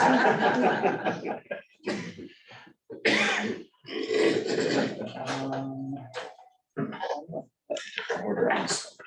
We're on 10, I superintendent. screwed up your order, so sorry about that. No, it's different on the document. I'm looking online. So What? I'm looking The one online. online says we're going to 10. Aren't we? Aren't we? We'll go, yes, Yeah. Well, and I will go as quickly as possible. Thank you. Our integrated plan was approved. Yay. Yes, Bill and Des worked diligently on it. Everyone contributed and helped out in a lot of different ways, but they did the lion's share of the work. We're one of the few districts that had just a minor rewrite that was done with like 15 minutes, and then it came back, yeah, okay, we're done. Wow. So fully approved, and we're ready for the next step, which is setting the long-term growth list. So we set that up. And don't miss Linda's role in making sure that that got. The budget because That's stuff. actually what they're really looking Yes. at.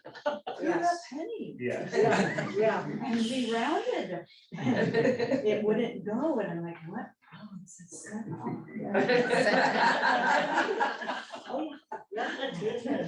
Spreadsheet wars. And just a reminder, one activity is we still have the recommendations from OSBA about our set of policies that we'll need to do some work about. And then I think that's it. Today, you have the look. Yes. Next Monday at 6 o'clock. Right. At least 6 of you here to approve a budget, okay? So between you guys and my board, which one is out of the country. And the other one's a baseball mom, so. And we're meeting here. We're meeting here at Okay. 6. Yes. Okay. Should I buy some pizzas and sure 6 of us show up? Whatever it takes. Yeah. Are you doing printed copies or, I will, yes, I You will are. have a, so we're gonna have a book? well, let's, at the earliest, the book would be ready Thursday night. Okay, perfect. But, and you can stop and get it, I'm not gonna deliver it, otherwise I'll just give it to you Monday night when we're here. I will have it electronically up when Diana and I get the agenda. I was hoping that you could mention, just to put on the radar about the meeting in July. Oh, yes. So we are going to have a reorg, at least a reorg meeting in July. That's probably gonna be our only business, I would assume. Maybe if there's something else that pops up. Typically, if we have any hires, we'll do those. Yeah, we could do a consent agenda, but that would be, we were talking about the end of July, near the end, is that right? So, So third or fourth week. yeah, look at those if you guys are, Do you you know. want me to somebody's mail gonna you when like, I'm gonna be out gone. of town? Yeah. Let me know. Or actually, I can probably zoom in. I think I can. Sure. As long as not the end of June, I'm only out the end of June. Well, we can't have it at the end of June this year because it's an odd year, it's an election year, and we'll probably have new board members coming on board. We've been able to do it in June on an even number year. So Yeah, whatever, I'm good. it has to be done by July 31st. Yeah. Okay. And we also have an executive session meeting on the 23rd, which yeah. everybody said, so we're gonna have a couple meetings yet to finish up here, finish the year up, so. And Deanne told me that you guys should have invitations to the graduation coming your way before too long, so just to, Yes, and please RSVP if you want to be sitting on the stage. So we can make sure we have it set up right. And yes, the graduation will be shorter. What's the date? Tonight, They're everybody's lowering the stage 1 foot. Deanne, what was the date positive? What's the date positive for graduation? I don't know. Date? Yeah. 9th? 9, okay, That's a Friday. yeah. Friday at 7:30. 2-part. So you should be receiving an invite from Tracy. Honestly, it's the best job. I agree. It pays the best of anything that we do here. And I know we don't get paid a lot, but it's pretty awesome to be up there and be handing out diplomas, so. it's really truly the best part of the job, so. Okay, Anyway, motion to adjourn? yes. You don't even We want to, you're adjourn. at the end of the agenda. All right, we're done then. 9:31. Thanks, everyone. What's that? Oh, really? And it's really hot here every time.